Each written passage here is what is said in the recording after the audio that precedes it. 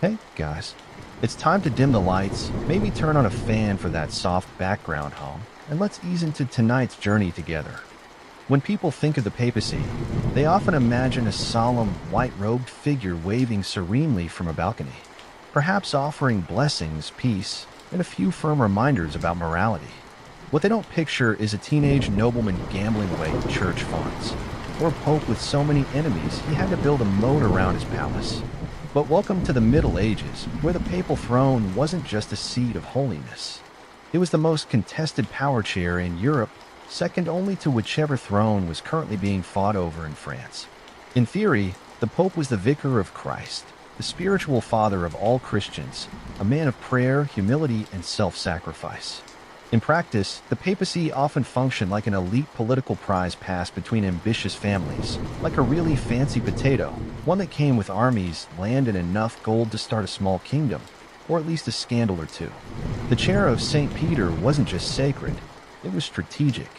Whoever sat in it had the power to crown emperors, excommunicate kings, and decide which side of a war god was allegedly on. That's a lot of pressure for one man. It's also a lot of temptation, especially if that man was elected with the help of bribes, distant cousins, and one suspiciously enthusiastic cardinal. Popes weren't always theologians or saints. Many were noble sons with no military potential, conveniently pushed into the church like a backup career option. Think you're not good with a sword, Benedict, but you're great at Latin. How about controlling all of Western Christendom? And once in power, some popes ruled like monarchs, waging wars, collecting taxes, and in certain cases, living like Renaissance playboys with excellent robes. The lines between spiritual authority and political strategy got blurrier by the century. By the time we hit the 10th and 11th centuries, papal elections involved enough intrigue to make a Netflix drama look restrained. This is the world we're stepping into. Not one of quiet reflection, but of ambition, corruption, and the occasional courtroom trial held against a corpse. Let's be clear. Appointing an 18-year-old as supreme head of the Catholic Church was probably not the best idea. But in the year 955, Rome did exactly that when Octavianus, son of a powerful Roman noble, became Pope John XII, a name he adopted, presumably to sound more papal and less like someone who still needed help tying his sandals. He wasn't chosen for his piety or deep theological insight. He was chosen because his family owned enough influence in Rome to make the Vatican look like a family-run franchise. And once he got the job, young John treated the papacy not as a spiritual office, but as a sort of personal amusement park with keys to the treasure vault. His behavior quickly earned him a reputation that was less father of Christendom and more bored Roman noble with too much power. He allegedly gambled in the Lateran Palace, drank excessively, toasted to pagan gods during feasts, and transformed the papal residence into something halfway between a pleasure palace and a very mismanaged hotel. Contemporaries accused him of turning the Lateran into a brothel. He reportedly ordained a deacon in a stable. He held wild banquets where the line between sin and sacrament got blurry, if it existed at all. One chronicler accused him of living like a satyr, which in medieval diplomatic language translates roughly to "this man makes Caligula look reserved." Worse still, John had no qualms about mixing politics with personal vendettas. He once had someone's eyes gouged out. Another man's tongue was allegedly cut out. Then he raised an army, then lost it, then begged the German Emperor Otto the first to come help, and then betrayed him the second his back was turned. It all ended, fittingly, in a scandal in 964. Pope John XII reportedly died of a stroke while in bed with a married woman. Some say he was struck down for his sins. Others think the woman's husband may have done the striking. If Pope John XII's job description included embarrassing the church thoroughly and often, then it's safe to say he overperformed. His behavior wasn't just questionable by papal standards, it was questionable by Roman tavern standards, and that's saying something. Let's start with the gambling. Medieval chroniclers were scandalized to find out that the Pope, the supposed vicar of Christ, enjoyed dice games so much that he allegedly played them during papal audiences. Nothing says blessed are the meek like rolling a natural 12 while collecting tithes. John was accused of invoking pagan gods while gambling, which, theologically speaking, is somewhere between deeply problematic and Old Testament smiting territory. But John wasn't finished. Reports suggest he kept a rotating cast of mistresses, some of whom were married, some of whom were nuns, and at least one of whom was likely just trying to deliver bread and left with regrets and rosaries. The Lateran Palace, once a center of clerical learning, became something closer to a Roman bachelor pad with stained glass windows. Even his treatment of the church's most sacred traditions felt like parody. He was said to bless men with his left hand, which in medieval symbolism was basically the spiritual equivalent of flipping the bird. He offered church lands in exchange for favors, ordained a deacon in a horse stable, and reportedly toasted Satan during a drunken feast. To be fair, it's unclear whether this was a genuine theological error or just extremely bad party etiquette. The Roman nobles were furious. The German Emperor Otto I was even more furious, especially after John swore loyalty to him, then immediately turned around and plotted against him. Eventually, Otto marched into Rome and deposed the young pope, installing a replacement who was at the very least sober. But John came back like a medieval soap opera villain, retaking the papal throne through a combination of bribery, threats, and good old-fashioned chaos. If you thought one scandalous pope was enough, think again, because along comes Pope Benedict IX, a man so controversial he didn't just serve one papal term, he served 3. Not out of devotion, not even by popular demand. No, Benedict came back multiple times the way a bad landlord keeps reclaiming the lease. He first became Pope in 1032 at about age 20, though estimates vary, which, to be clear, is still far too young to lead a global religion, especially when your hobbies include orgies, bribes, and wielding church authority like a child with a flamethrower. Benedict's first reign was filled with whispers of immorality, so intense chroniclers began running out of synonyms for disgraceful. One even wrote that his behavior was feasting on the sins of the flesh, which is medieval shorthand for please someone stop this man. Accusations range from simony and extortion to the charming detail that he brought wild animals into the papal palace. Whether that was metaphorical or literal is unclear, which somehow makes it worse. Eventually, even his allies were horrified. In 1044, an uprising forced Benedict out, but he returned, obviously, because what's a little revolution among friends? He reclaimed the throne, and then, in a twist even Machiavelli might call excessive, sold the papacy to his godfather. Yes, he literally sold it in exchange for gold and a comfortable retirement. His godfather, conveniently named Pope Gregory VI, took over. The church naturally panicked.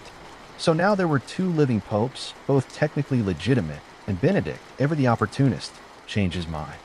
He came back in what would become his 3rd papal term. Benedict barged back into Rome in 1047 and reasserted his claim. His comeback was less about theology and more about real estate. He wanted control again. The church at this point was so tired it practically sighed in Latin. Eventually, Emperor Henry III intervened and installed Pope Clement II, and Benedict was permanently out, excommunicated, banished, and forgotten. Well, almost forgotten because Benedict remains the only man in history to sell the papacy like a used carriage.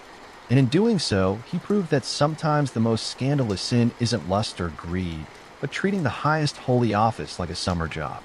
If you thought medieval popes limited their drama to politics and power, let's now enter the realm of romantic entanglements, jealousy, and family dysfunction, the part of papal history that reads more like a rejected script from the young and the restless.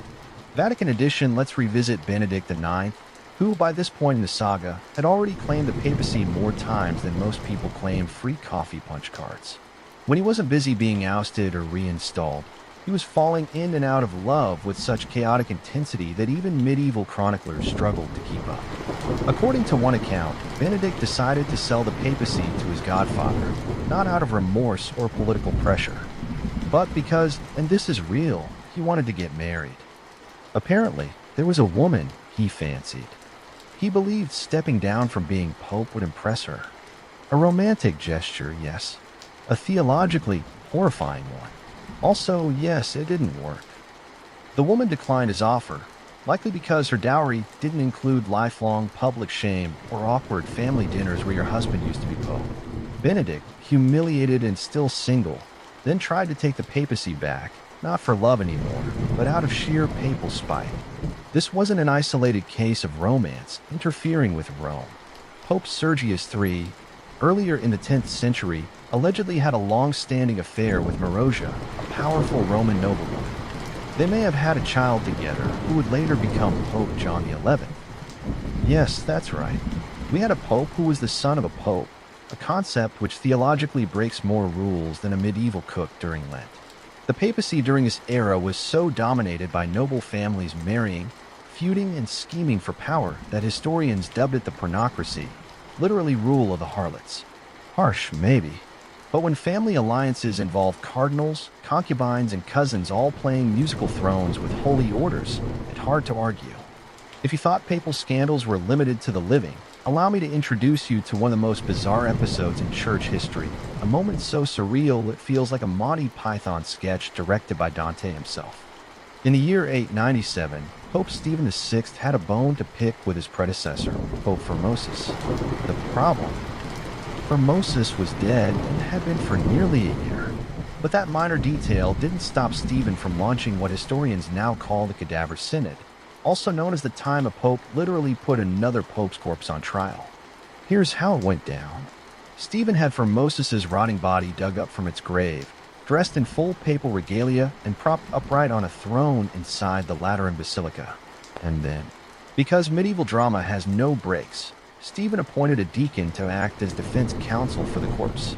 Yes, someone had to speak on behalf of a rotting skeleton while keeping a straight face. The charges? Illegally ascending to the papacy, violating canon law, and essentially being pope while someone else thought he shouldn't be. Formosus, understandably quiet throughout, was found guilty. His papal garments were torn off.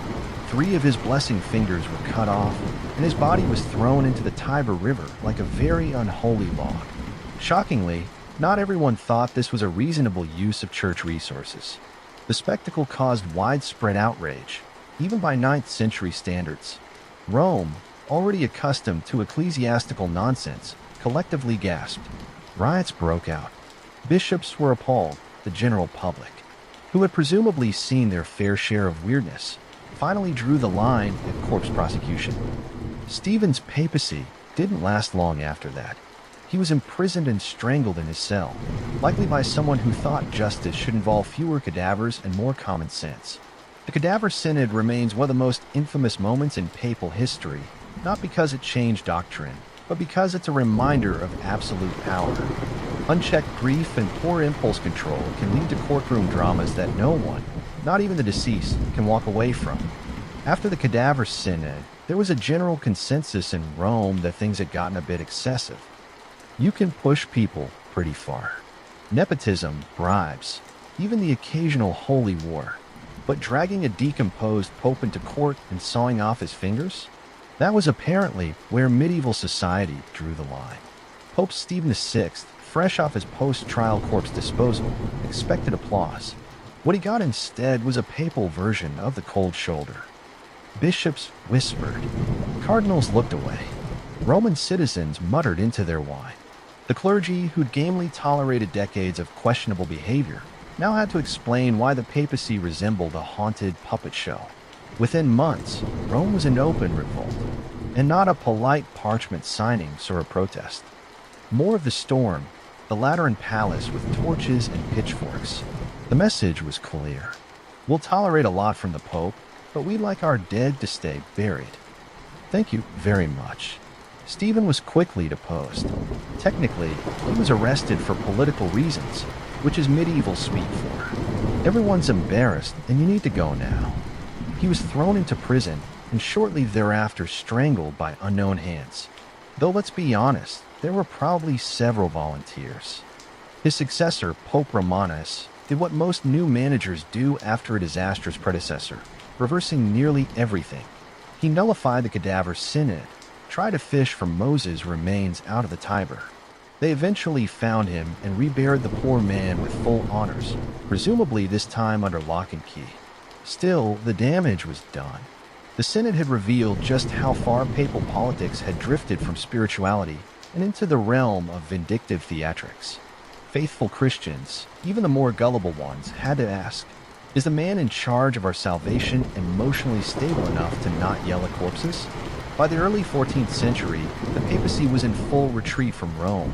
That is, and not for a spiritual sabbatical or architectural renovation, but because the French crown essentially kidnapped the Pope. Politely, of course.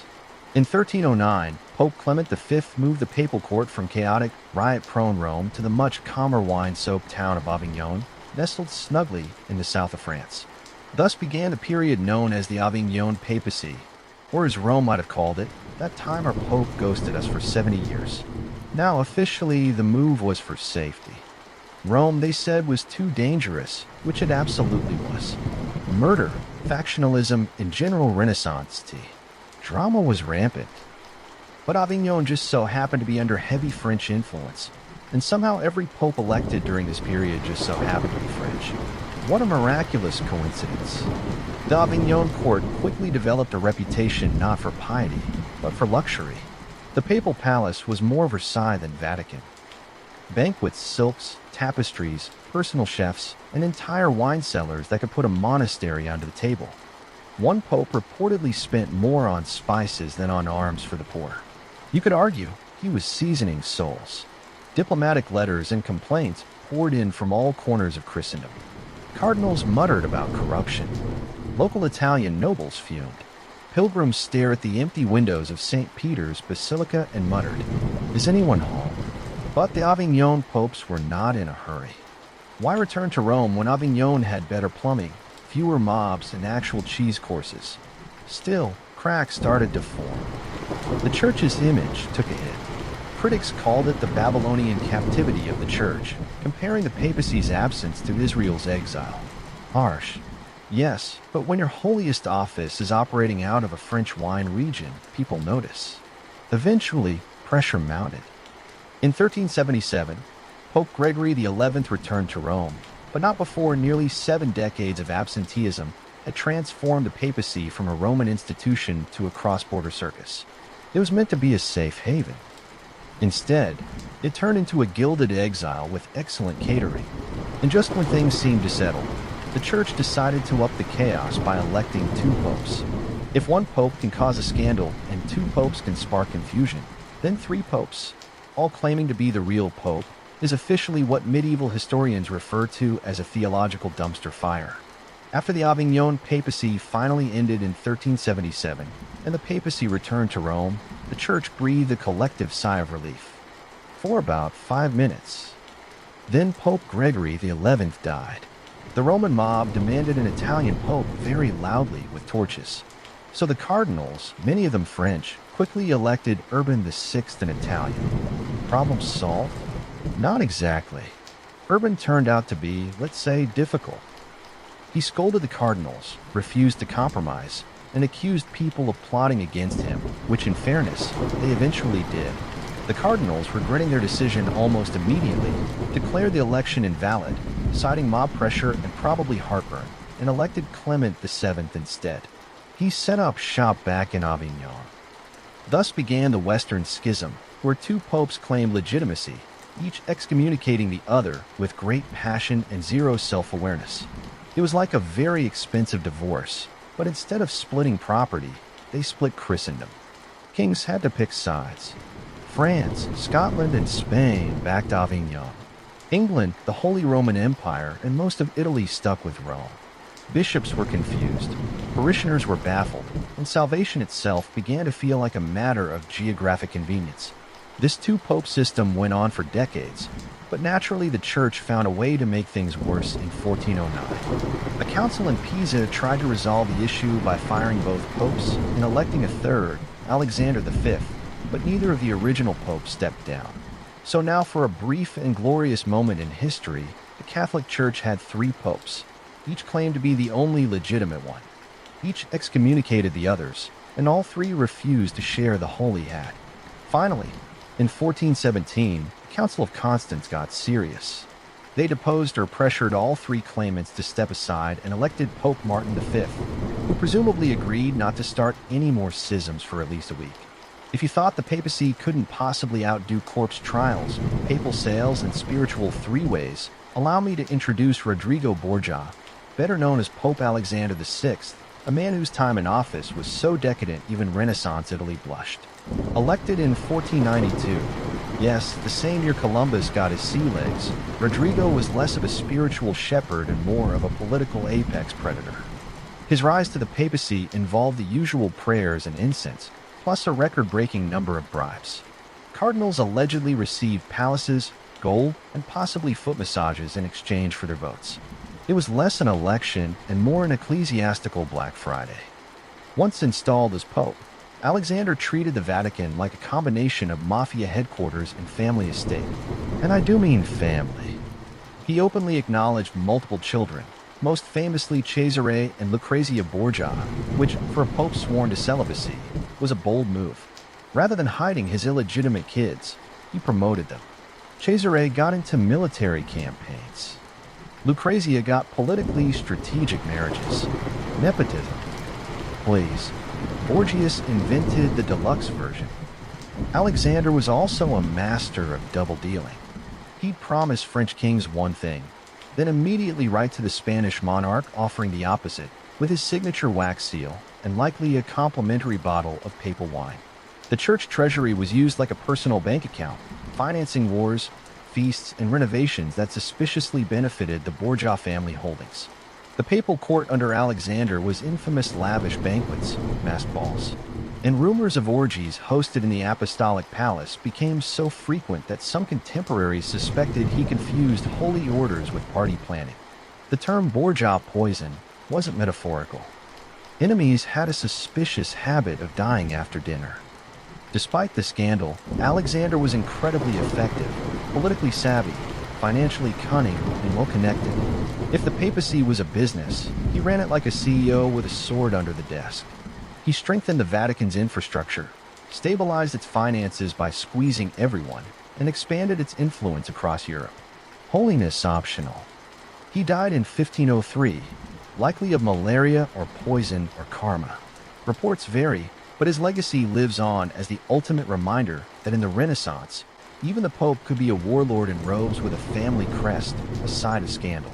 And absolutely no shame. When your father is the Pope, and also the most ambitious Borgia in history, your childhood is unlikely to involve lullabies and apple picking. For Lucrezia and Cesare Borgia, life was a constant whirl of alliances, daggers, weddings, and whispers, all under the elegant umbrella of the Vatican. Let's start with Cesare, the original prince of the church turned actual prince of warfare. He was made a cardinal at the tender age of 18 because nothing says spiritual maturity like puberty. But red robes weren't really his color. He preferred armor and the occasional assassination. When his brother Giovanni died under mysterious circumstances, everyone looked at Cesare, including the Pope, who didn't seem overly upset. Shortly after, Cesare conveniently resigned from the cardinalate, which was not a thing people usually did, and switched careers from cleric to mercenary commander. Think holy man to hit man in under a month. Funded by church coffers and backed by dear old dad, Cesare cut a swath through central Italy, conquering cities and eliminating rivals like a papal version of Grand Theft Auto, Renaissance edition. Now Lucrezia. History has been both cruel and confusing about her. Depending on the source, she was either a brilliant political pawn or a scheming poisoner with a flair for drama. The truth is likely somewhere in the middle. She married 3 times, not out of romance, but because her father needed alliances. One husband was annulled, one mysteriously murdered. Cesare again, big maybe, and the third stuck around long enough for Lucrezia to become Duchess of Ferrara, and an actual patron of the arts. Rumors swirled, incest, poison rings, secret lovers hidden under Vatican trapdoors. Historians now believe much of this was political smear. Enemies of the Borgias couldn't beat them with swords, so they tried slander instead. Still, when you're the daughter of a pope and your brother is building a private army, it's hard to stay scandal-free together. Lucrezia and Cesare became the Renaissance's most infamous siblings, brilliant, dangerous, and photogenic in frescoes. They blurred the line between royal family and organized crime, and through it all, Pope Alexander VI looked on proudly like a father at a school play where everyone is accidentally stabbed by Act II. By the time Pope Julius II took office in 1503, the papacy had already been through every scandal imaginable. From corpse trials to nepotistic empires, Julius, however, had no patience for subtlety or sin. He didn't want to poison enemies. He wanted to crush them with armies. Born Giuliano della Rovere, Julius ascended the papal throne with one hand on his mitre and the other gripping a sword. He didn't bother pretending to be pious. He knew what he wanted: power, art, and really dramatic armor. He was called the Warrior Pope, not sarcastically, but literally. The man led troops into battle wearing full plate, not spiritually, physically. Julius wasn't just playing war. He personally commanded campaigns to reclaim lost papal states. He swore like a mercenary, carried weapons, and once shouted down rebellious cardinals like a drill sergeant in Latin when critics questioned whether a pope should really be riding into battle. Julius responded with the ecclesiastical equivalent of holding my wine. Despite his warlike temperament, Julius also fancied himself a patron of the arts, and boy, did he deliver. He commissioned Michelangelo to paint the Sistine Chapel ceiling, a job that Michelangelo hated so much he wrote angry poems about it while painting upside down day and night. Julius would check in by climbing the scaffolding and yelling at him for being slow. Artistic encouragement, Roman style. He also commissioned Raphael to decorate his private apartments and Bramante to start rebuilding St. Peter's Basilica. Basically, if there was a Renaissance rock star available, Julius hired them and probably yelled at them at least once. His papacy was violent, expensive, and loud, like a Renaissance action film produced by the Vatican. But in the end, Julius left behind a reformed and expanded church state, a re-energized Rome, and some of the most iconic art in human history. He died in 1513, not in battle somewhat shockingly, but likely from natural causes, which, given his life, might have been his most anticlimactic decision. If Pope Julius II was the general who rode into battle with a sword, Pope Leo X was the aristocrat who waltzed into the Vatican, wearing silk slippers and humming madrigals. Born Giovanni de' Medici, Leo didn't so much inherit the papacy as he glided into it. The first pope from the famous Medici family, and the spiritual equivalent of mixing haute couture with holy orders. He took office in 1513, famously declaring that since God has given us the papacy, let us enjoy it, which is maybe not the most theologically sound mission statement, but certainly an honest one. Enjoy it he did. Leo turned the Vatican into the most exclusive salon in Europe. Banquets, theater productions, exotic pets, and enough Renaissance decor to bankrupt a minor duchy. His pet elephant, Hanno, was so beloved that he had a custom marble house built for it, which says a lot about papal priorities at the time. Feeding the poor. Maybe tomorrow. Right now, Hanno needs another fruit platter. But Leo's indulgences, literal and figurative, went beyond exotic animals, facing a massive hole in the Vatican's finances. Thanks to Julius, Leo approved an aggressive fundraising strategy, the widespread sale of indulgences. These were official church documents that, for the right price, promised to reduce time in purgatory. Sin now, pay later. It worked brilliantly. People lined up to buy spiritual discounts like they were at a Black Friday sale for souls, but not everyone was impressed. One particularly cranky monk in Germany, a certain Martin Luther, saw the whole affair and thought, absolutely not. Luther's famous 95 Theses, nailed to a church door in 1517, directly challenged Leo's indulgence policies, accusing the Pope of selling forgiveness like it was a meat market. Leo's response was leisurely. He called Luther a drunk German who will change his mind when sober.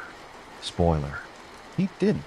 Leo excommunicated Luther in 1521, but by then the Protestant Reformation had begun and the Church's monopoly on salvation was slipping through its gilded fingers.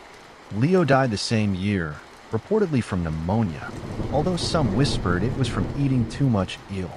Fitting, really, for a pope whose reign was indulgent in every possible sense. For over a millennium, much of the Western world believed that the human body was governed by four mysterious fluids: blood, yellow bile, black bile, and phlegm.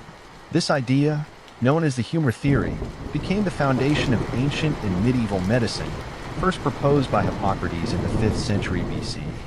and later expanded by Galen in the Roman Empire. The theory claimed that health was a delicate balance between these four substances. Illness. That meant one of your humors had gone rogue.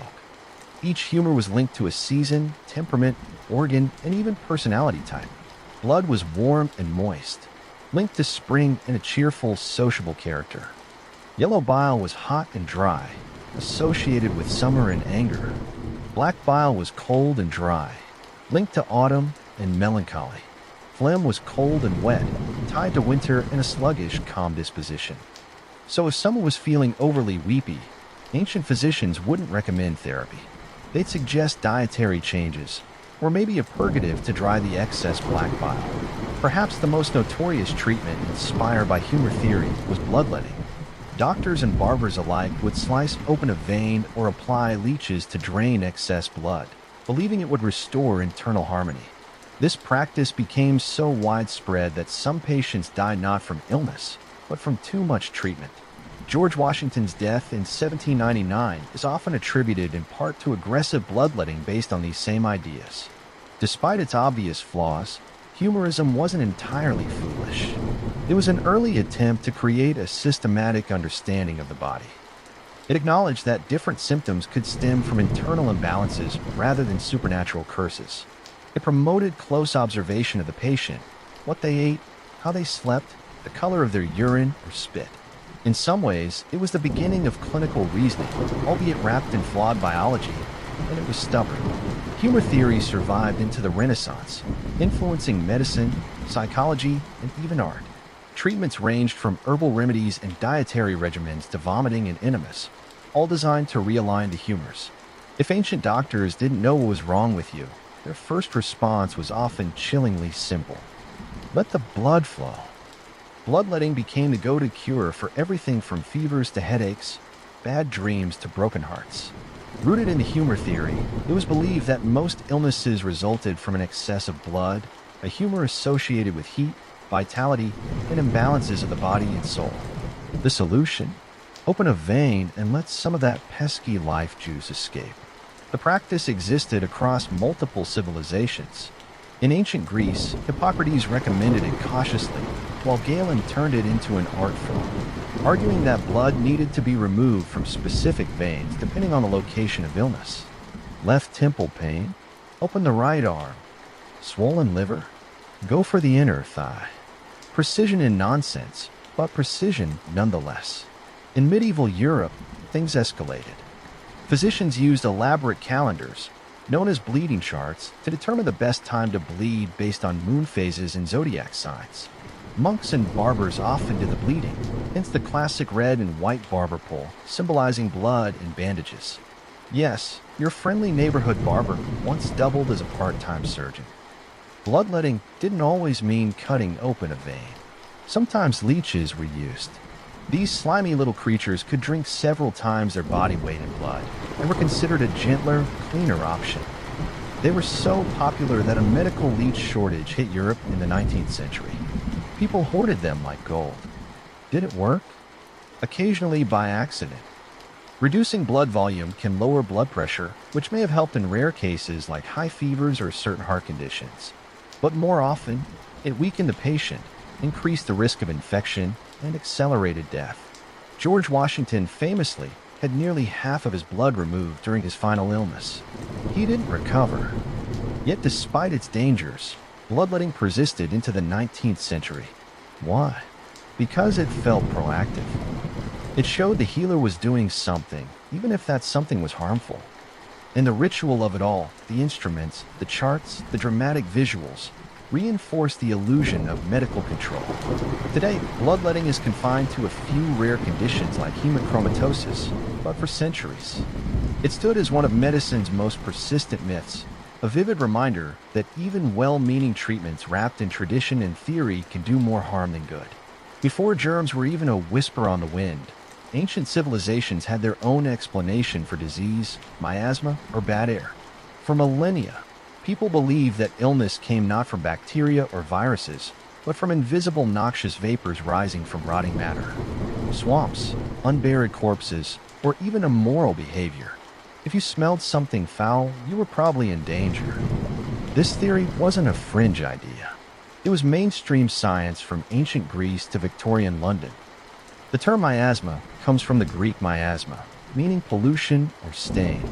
According to thinkers like Hippocrates, breathing in corrupted air disrupted the balance of humors in the body, leading to disease in Rome.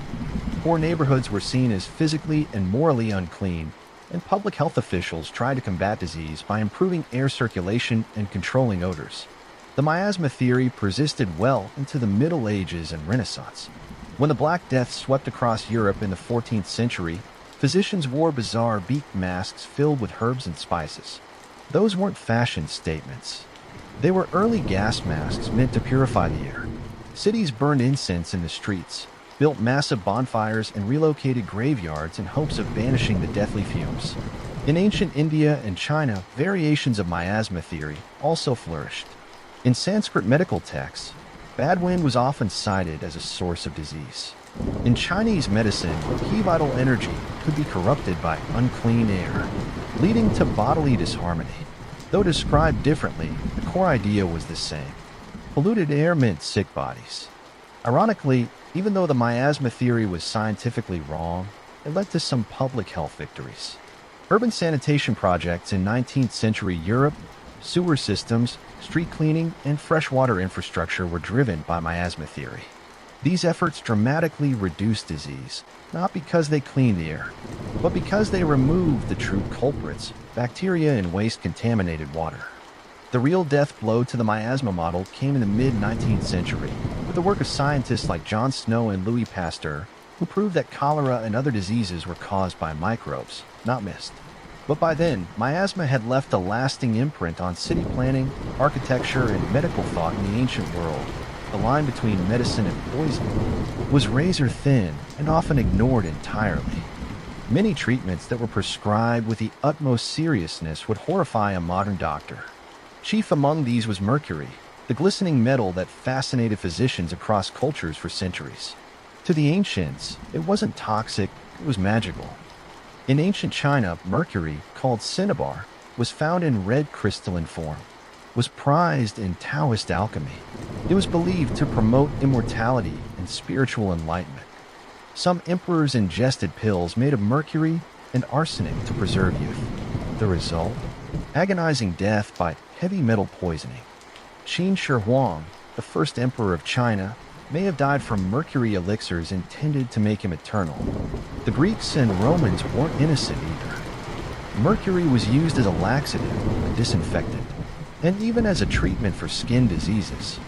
Later, in the Islamic Golden Age and medieval Europe, it became a favored remedy for syphilis, applied topically, injected, or inhaled.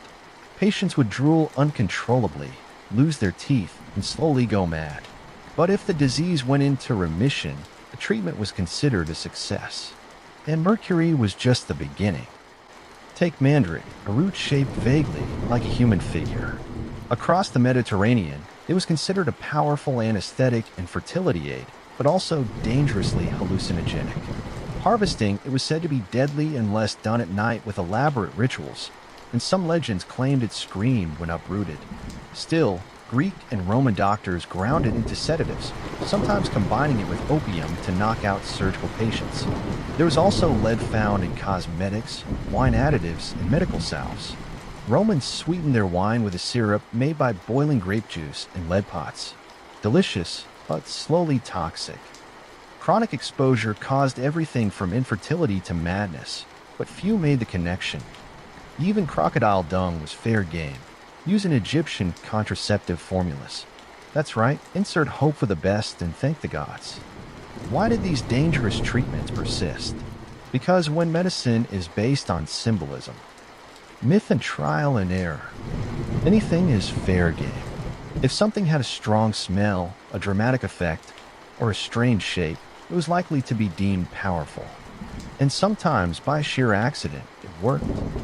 The ancient pharmacy was a cabinet of wonders and horrors, and while many of its remedies were lethal, they also reflect something deeply human, the willingness to try anything in the face of suffering. Even if that meant drinking poison in search of a cure, when you think of ancient Egyptian medicine, one iconic image dominates the mummy. But while embalming was primarily a ritual of religion and death, it also reveals a surprising amount about how the Egyptians understood the human body and where they strayed, sometimes wildly, from anything we call science. Today, the Egyptians were obsessed with preservation. They believed that to achieve immortality, the body had to remain intact. This led to one of the most intricate embalming procedures in history, removing internal organs, drying the body with natron salts, and wrapping it meticulously in linen. The brain is removed through the nose with a hooked tool, then discarded. Ironically, one of the most complex organs was deemed useless. Yet their embalming skills required a functional knowledge of anatomy. They knew how to locate and remove the liver, lungs, stomach, and intestines. They understood the placement of muscles, bones, and vessels. In many ways, the embalmers were the closest thing ancient Egypt had to surgeons, practitioners who learned by taking the body apart. That said, their understanding of function lagged far behind their knowledge of form. They believed the heart was the center of thought, memory, and emotion. Hence, why was it left in place or preserved separately? The brain? It was nothing more than filler. They thought disease came from blockages in bodily channels, often caused by evil spirits or unclean food. Remedies included herbal treatments, prayers and spells, medicine, and magic interwoven. Embalming also influenced Egyptian medical practice in another peculiar way. Mummified remains became ingredients. In Greco-Roman times, ground mummy powder, called mumia, was sold as a medicine. People believed consuming it could cure anything from headaches to internal bleeding. It didn't. It just meant people were swallowing embalmed human remains mixed with resin and linen. Despite the mystical framing, Egypt also had medical texts like the Iba's Papyrus, listing hundreds of remedies for wounds, digestive issues, and reproductive health. Some were surprisingly effective, involving honey, a natural antibacterial, moldy bread, penicillin precursor, and castor oil. Others involved crocodile dung, amulets, or invoking gods. In the medieval Islamic world, one man stood at the crossroads of myth and medicine, Avicenna, also known as Ibn Sina. Born in 980 CE in present-day Uzbekistan, Avicenna became a towering figure in both philosophy and science. His most enduring work, The Canon of Medicine, was a sprawling medical encyclopedia that dominated Islamic and European medicine for centuries.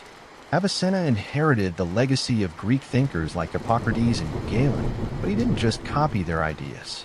He refined, challenged, and organized them into a more coherent system.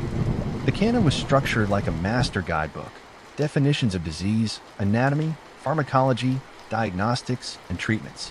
It spanned everything from bladder stones to melancholia to rabies. But even Avicenna, brilliant as he was still shackled to the humor theory. He elaborated on the four humors and even assigned them to personalities and organs. Yet his genius lay in how systematically he applied these ideas.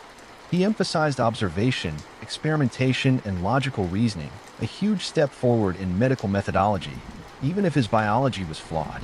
One of his greatest contributions was in pharmacology. Avicenna cataloged hundreds of drugs, categorized their effects, and insisted on testing them in controlled conditions. He warned against over-medicating and emphasized the importance of diet and environment in healing. This holistic approach, treating not just symptoms but lifestyle, feels surprisingly modern. His surgical knowledge was limited, but his understanding of contagious diseases was ahead of his time. Avicenna described diseases spreading through water, soil, and air, tiptoeing dangerously close to germ theory.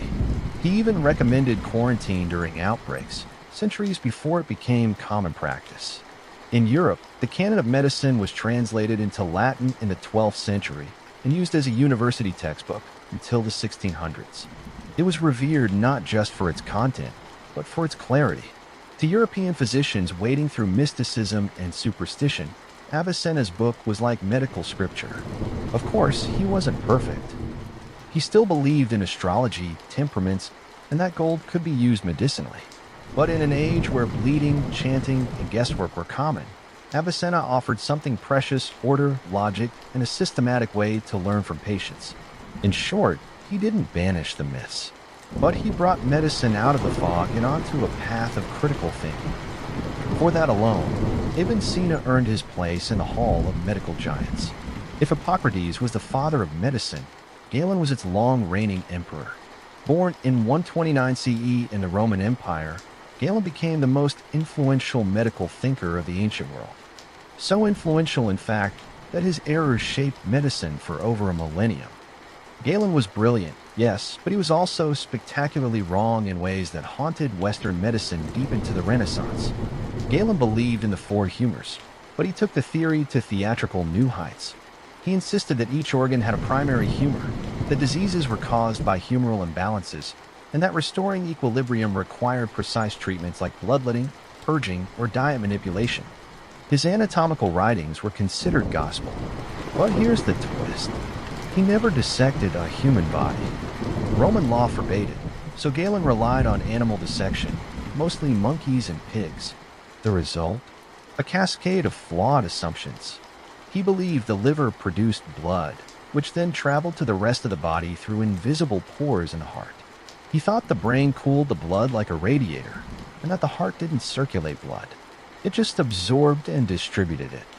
These were not small mistakes. They became foundational doctrines for 1,400 years. Despite this, Galen wasn't just a blind follower of dogma. He emphasized empirical observation, conducted experiments, and even used logical deduction in diagnosis. He was a prolific writer, producing hundreds of texts that combined medicine, philosophy, and anatomy. His work was so voluminous and authoritative that later scholars dared not challenge him. To do so was almost heresy. In the Islamic world, Galen's texts were translated into Arabic and later into Latin, becoming standard curriculum in medieval European universities. But with reverence came stagnation. For centuries, medical students learned how to confirm Galen, not how to question him. Dissecting a human corpse and finding inconsistencies must be the corpse that's wrong, not Galen. It wasn't until the Renaissance and figures like Andreas Vesalius that Galen's anatomical errors were finally debunked through direct human dissection.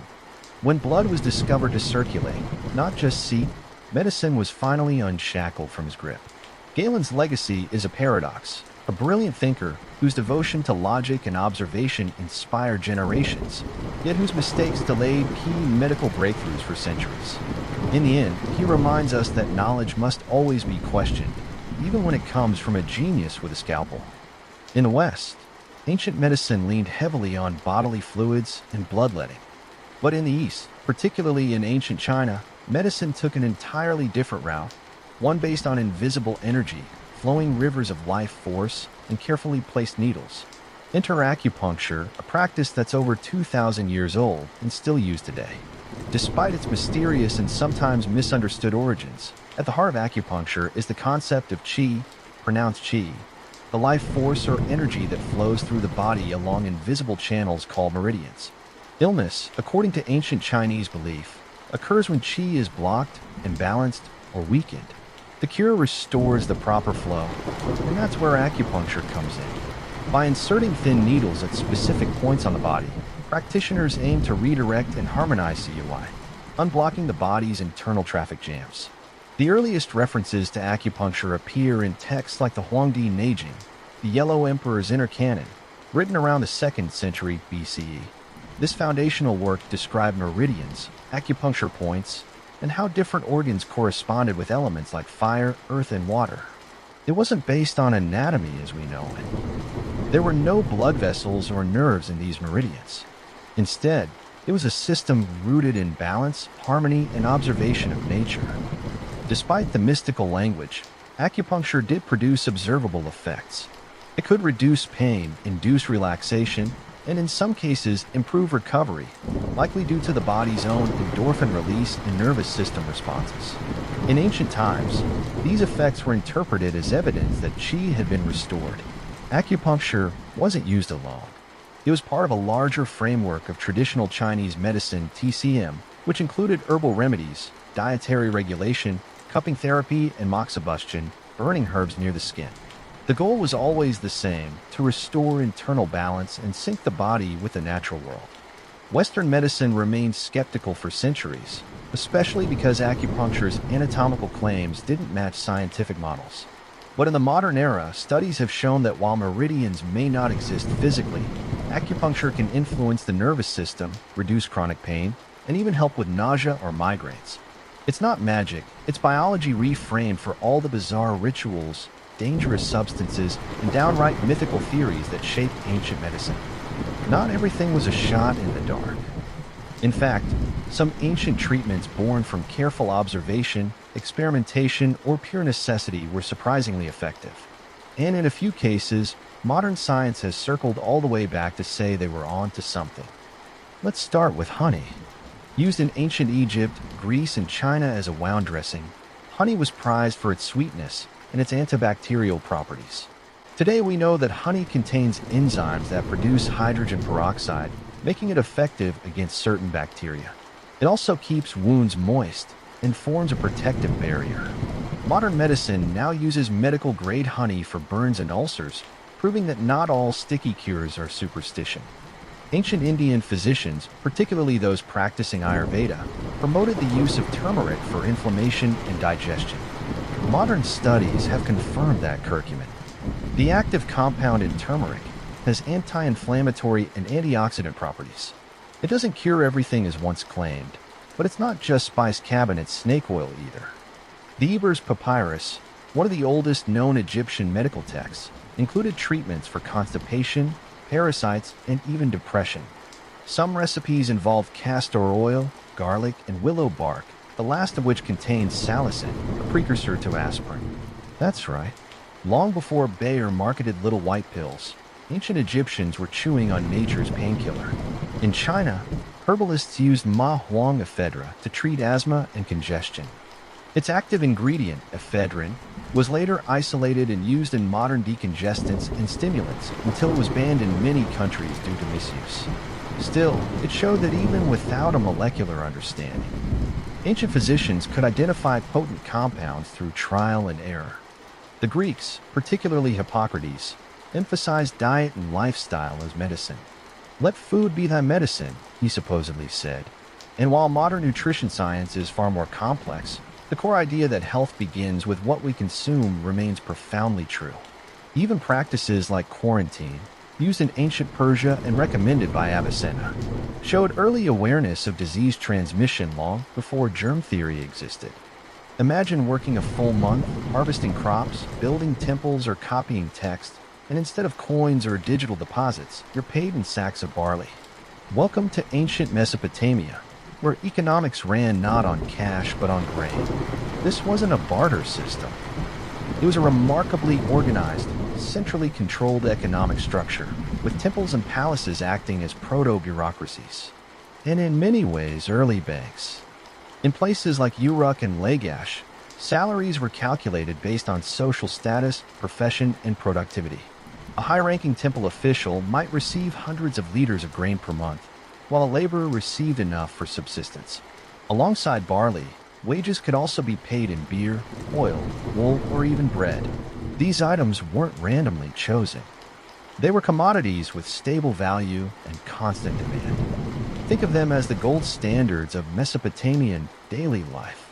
But how did anyone keep track of all this grain flowing through the economy? Enter the mighty clay tablet. Covered in cuneiform script, these early accounting records listed workers' names, tasks, rations, and even tax payments. The scribes, essentially the accountants of their day, used standardized measures and symbols. One tablet might read, 2 workers, 5 days, 3 liters of barley per day. Multiplied over thousands of laborers, you can imagine the scale of coordination required. Temples weren't just places of worship, they were economic engines. They controlled vast tracts of land, employed thousands, and stored food supplies for redistribution. Workers toiled in temple fields, herded temple livestock, and repaired temple walls, all in exchange for rations. And because the temple issued those rations, it controlled both labor and livelihood. The state and religion were fused in economic policy. There was even a system of credit and interest. Need extra grain to survive the winter? Borrow from the temple with interest, often calculated in kind. Can't pay it back? You risked debt, slavery, or the loss of your land. The earliest versions of usury laws and debt forgiveness emerged in this period. Some kings, recognizing the danger of runaway debt, periodically erased obligations in grand gestures of economic reset, what we might call a jubilee. If Mesopotamia ran on Bali, ancient Egypt ran on the Nile and its grain. The river wasn't just a water source. It was the economic backbone of the entire civilization each year. The Nile's flood deposited fertile silt along its banks, enabling large-scale agriculture. And from this reliable rhythm came one of history's most centralized and state-controlled economies. Egypt didn't use coins until the very end of the Pharaonic period. For most of its history, it functioned on a redistribution economy. Farmers paid a portion of their harvest, usually grain, as tax to the state. That grain was then stored in massive state granaries, some of which could hold enough to feed entire cities. These granaries acted as economic buffers, especially in times of famine, drought, or political instability. Instead of private banking, Egypt's economy flowed through the pharaoh and his bureaucracy. The vizier oversaw economic planning, with scribes dispatched across the kingdom to assess crop yields and collect taxes. Everything was documented in fine detail, from field sizes to weather conditions. If a farmer failed to meet his quota, he might be flogged or fined. The records didn't lie. Grain wasn't just food, it was currency. Workers who helped build temples or pyramids weren't paid in gold, but in rations, loaves of bread, beer, and onions. A laborer's daily wage might include 5 loaves and 2 jugs of beer, considered both sustenance and compensation. Even craftsmen and priests were compensated in kind. With higher rations according to rank, the state also set prices. There are surviving lists showing the relative values of goods. How many sacks of grain for a goat? How many loaves of bread for a pair of sandals? This wasn't a free market, but a controlled pricing system designed to ensure order in trade and stability in society. Wealth was measured less in metal and more in land and grain. Nobles with large estates could accumulate enormous power, but the pharaoh always had final claim. During times of scarcity, the state would reopen the granaries, both as a tool of mercy and as a way to reassert authority. Unlike Egypt or Mesopotamia, the Greeks introduced something that would forever reshape economic history: coins. Real, stamped metal currency, used not just for taxes or temples, but for daily transactions in bustling markets. This wasn't just a technological innovation, it was a psychological one. It created trust and value, backed not by grain or gods, but by a shared idea of worth hammered into silver and bronze. The earliest Greek coins emerged around the 7th century BCE in Lydia, but it was the city-states of mainland Greece, like Athens, Corinth, and Aegina, that developed monetary economies. Athens, for instance, minted the famous owl tetradrachms, made of pure silver mined from the Laurian mines in Attica. These coins weren't just currency, they were propaganda. The owl, symbolizing wisdom and Athena, reminded users of where the coin came from and who guaranteed its value. Coins enabled rapid trade and taxation. Instead of hauling grain or livestock, merchants could pay port fees or soldiers with a handful of coins, and crucially, coins allowed for standardized value. This was especially important in Panhellenic trade networks, where dozens of city-states with different economies still needed to conduct business.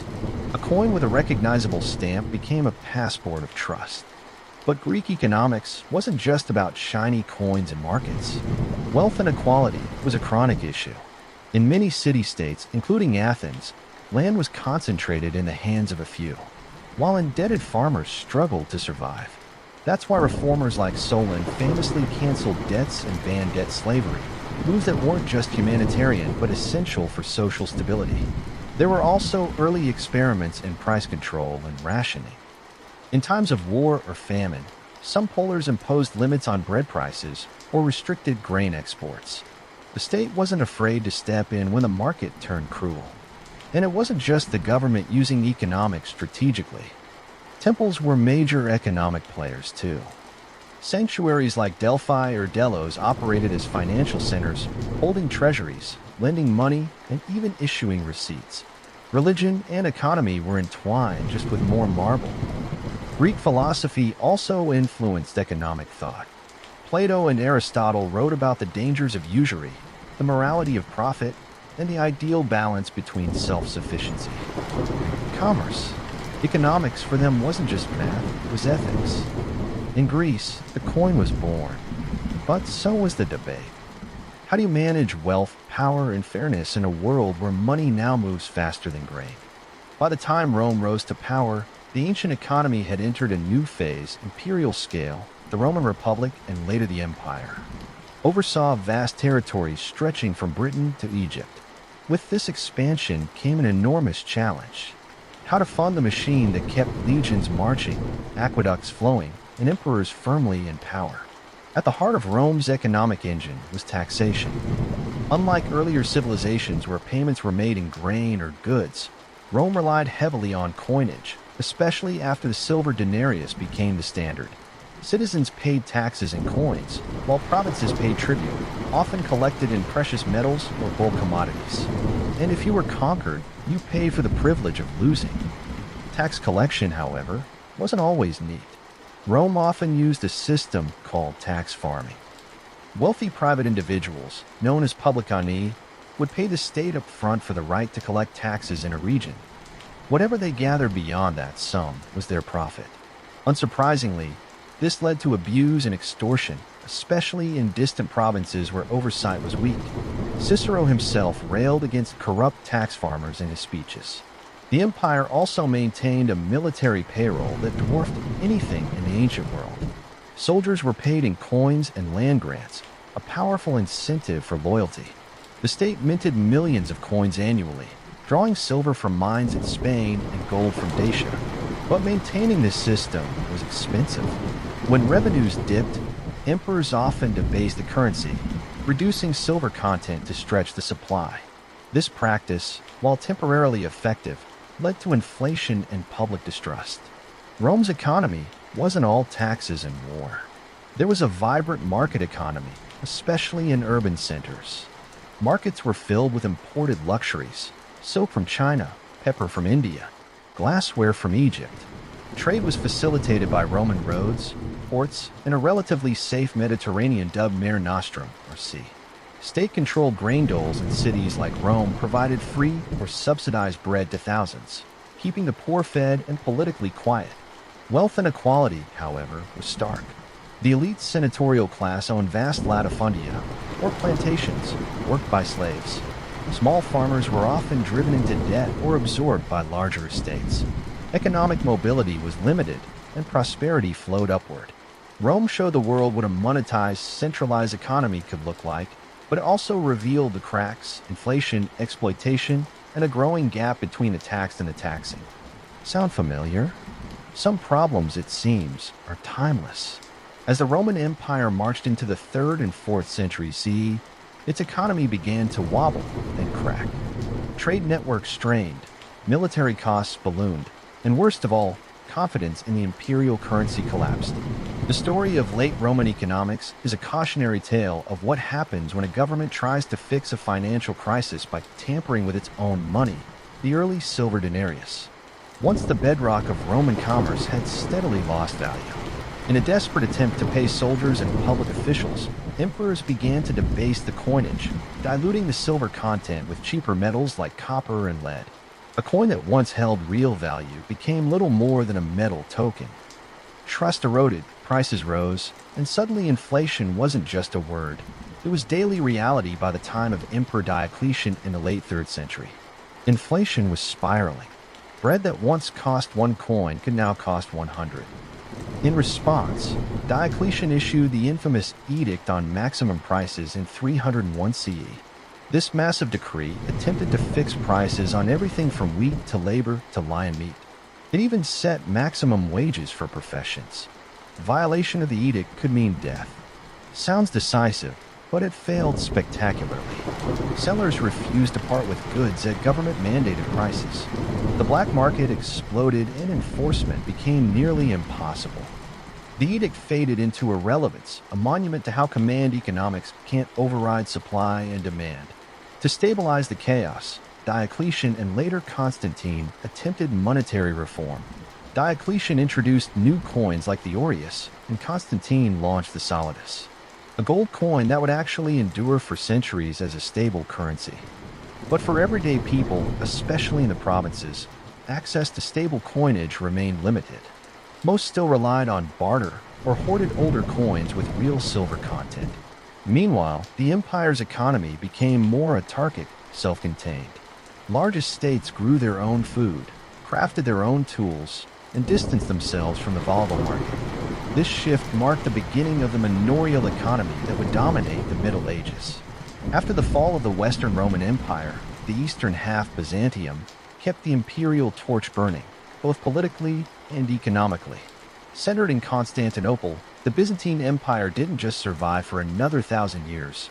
It preserved and refined Roman economic systems, but it walked a constant tightrope between control and collapse, micromanagement and market forces. At the heart of Byzantine stability was the solidus, a gold coin introduced by Constantine. Remarkably, it maintained its weight and purity for over 700 years. Known in Western Europe as the best, the solidus became the most trusted international currency of its time. Merchants in Baghdad, Venice, and even China accepted it. In a world riddled with debased currencies, Byzantium's gold was pure and its reputation priceless. But that didn't mean the economy ran on laissez-faire principles. Quite the opposite. The Byzantine state was famously interventionist. It set official prices for bread, wine, oil, and other staples in Constantinople. The annona system, inherited from Rome, ensured that grain shipments from Egypt and other provinces fed the capital regularly, free of market volatility. This was a political necessity. If bread disappeared or prices spiked, riots followed. The people of Constantinople were famously not shy about their dissatisfaction. The empire also maintained a highly sophisticated bureaucracy, including tax officials, grain inspectors, and urban price controllers. Farmers paid taxes partly in produce and partly in cash, while soldiers and bureaucrats were paid in gold, ensuring both loyalty and liquidity. But the Byzantine economy was also deeply stratified. Wealth concentrated in powerful landowning families, many of whom received tax exemptions. The result? A shrinking tax base and growing burden on smallholders and peasants. Some emperors, like Basil the Calm, cracked down on aristocratic privilege to protect the treasury. Others, less disciplined, handed out land grants and exemptions like candy, destabilizing the system in the long run. Trade flourished, especially in luxury goods, silks, spices, and religious icons. The state even tried to control who could produce and sell certain items. Guilds were tightly regulated. Silk, for example, was originally a state monopoly. The empire feared that losing control of it meant losing control of both wealth and diplomacy. While the Mediterranean world was calculating taxes in denarii and hoarding solidi, ancient China was quietly developing one of the most sophisticated and long-lasting economic systems in human history. Centered around agriculture, particularly rice and millet, China's economy also birthed radical innovations, standardized coinage, bureaucratic taxation, and even the world's first paper money. In early dynasties like the Zhou and Qin, land ownership was tied directly to tax obligations. Farmers paid their dues in grain or labor, either to the state or local lords. But as China unified under the Han Dynasty, the state expanded control over trade, resource extraction, and money. Taxes were streamlined into three forms: land tax, a share of your harvest; labor tax, days spent working on public projects; and tribute tax in kind or cash. This system supported an enormous bureaucracy, once staffed by educated officials chosen via imperial examinations, a meritocratic concept far ahead of its time. Currency came early. The Banliang coin, a round copper piece with a square hole, was one of the first standardized currencies issued under the Qin dynasty. It wasn't just money, it was a symbol of unity.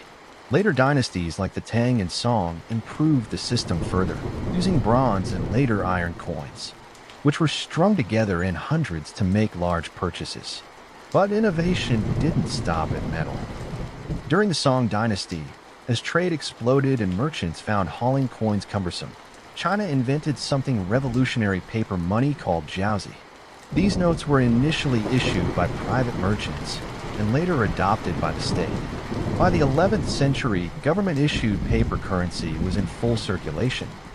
Nearly 1,000 years before Europe caught up, the state kept a tight grip on salt, iron, and tea, often monopolizing production and controlling prices. Trade was both local and international. China's Silk Road linked it to Persia and Rome, while maritime trade reached as far as Africa. Despite innovations, China wasn't immune to inflation or economic imbalance. Overproduction of paper money under the Yuan dynasty eventually led to currency devaluation and public distrust. Still, the foundational principles of land-based taxation, bureaucratic management, and currency control gave China an economic continuity the West could only envy. In ancient India, economics took a uniquely spiritual turn. While other civilizations funneled wealth through kings or emperors, India's wealth often flowed through temples. These were not just houses of worship, they were financial institutions, landowners, employers, and even local banks. At the same time, bustling urban centers and far-flung trade routes were energized by merchant guilds, some of which functioned with near sovereign independence. Temples in regions like Tamil Nadu or Karnataka amassed wealth through donations of gold, land, and livestock. A king or noble might donate an entire village to a temple, complete with its people, fields, and tax rights. These temples then reinvested. They lent grain, leased land, employed artisans, and managed irrigation. Inscriptions reveal loans made with interest, repaid in kind or coin. In effect, the priestly elite became fiscal managers, blending ritual with revenue. India's economy was also deeply entwined with religious festivals and pilgrimages. Towns like Varanasi or Madurai drew massive crowds during holy days, sparking surges in local trade. Vendors, performers, farmers, and financiers all benefited. For many pilgrims, the spiritual journey doubled as an economic one. Parallel to the temples were the merchant guilds known as Srini. These were tightly organized professional associations. Blacksmiths, weavers, spice traders, each regulating prices, quality, and wages. Some even had their own codes of conduct and internal courts. More impressively, certain guilds accumulated enough capital to lend money to kings, fund temple construction, or send trading caravans across borders. Think of them as early corporations, self-regulating, self-financing, and deeply influential. India also maintained robust long-distance trade networks through ports like Lucknow, Tamaulipas, and Perak. Goods like spices, gemstones, ivory, and textiles traveled to Persia, Rome, Southeast Asia, and beyond. Indian merchants used a variety of currencies, punch-marked silver coins, copper tokens, and even cowrie shells in certain regions. But economic life wasn't all opulence. The caste system rigidly dictated economic roles, limiting upward mobility. A potter's son became a potter, a merchant's son, a merchant. While some flexibility existed in practice, institutional change was rare. As we look across the ancient world, from Mesopotamian barley wages to Byzantine price controls, one thing becomes clear. Human economies have always been about more than money. They are systems of trust, power, belief, and survival. And though they varied in scale and sophistication, ancient economies confronted many of the same problems we face today. Debt crises, inflation, inequality, and resource distribution. Debt, for instance, was a recurring theme. In Mesopotamia, debt could lead to enslavement, but kings often forgave debts in grand amnesties in Athens. Farmers burdened by debt were rescued by Solon's reforms. In Rome, over-indebtedness fueled civil unrest and populist uprisings. Again and again, ancient societies had to confront a simple truth. When too much wealth accumulates at the top, the system cracks.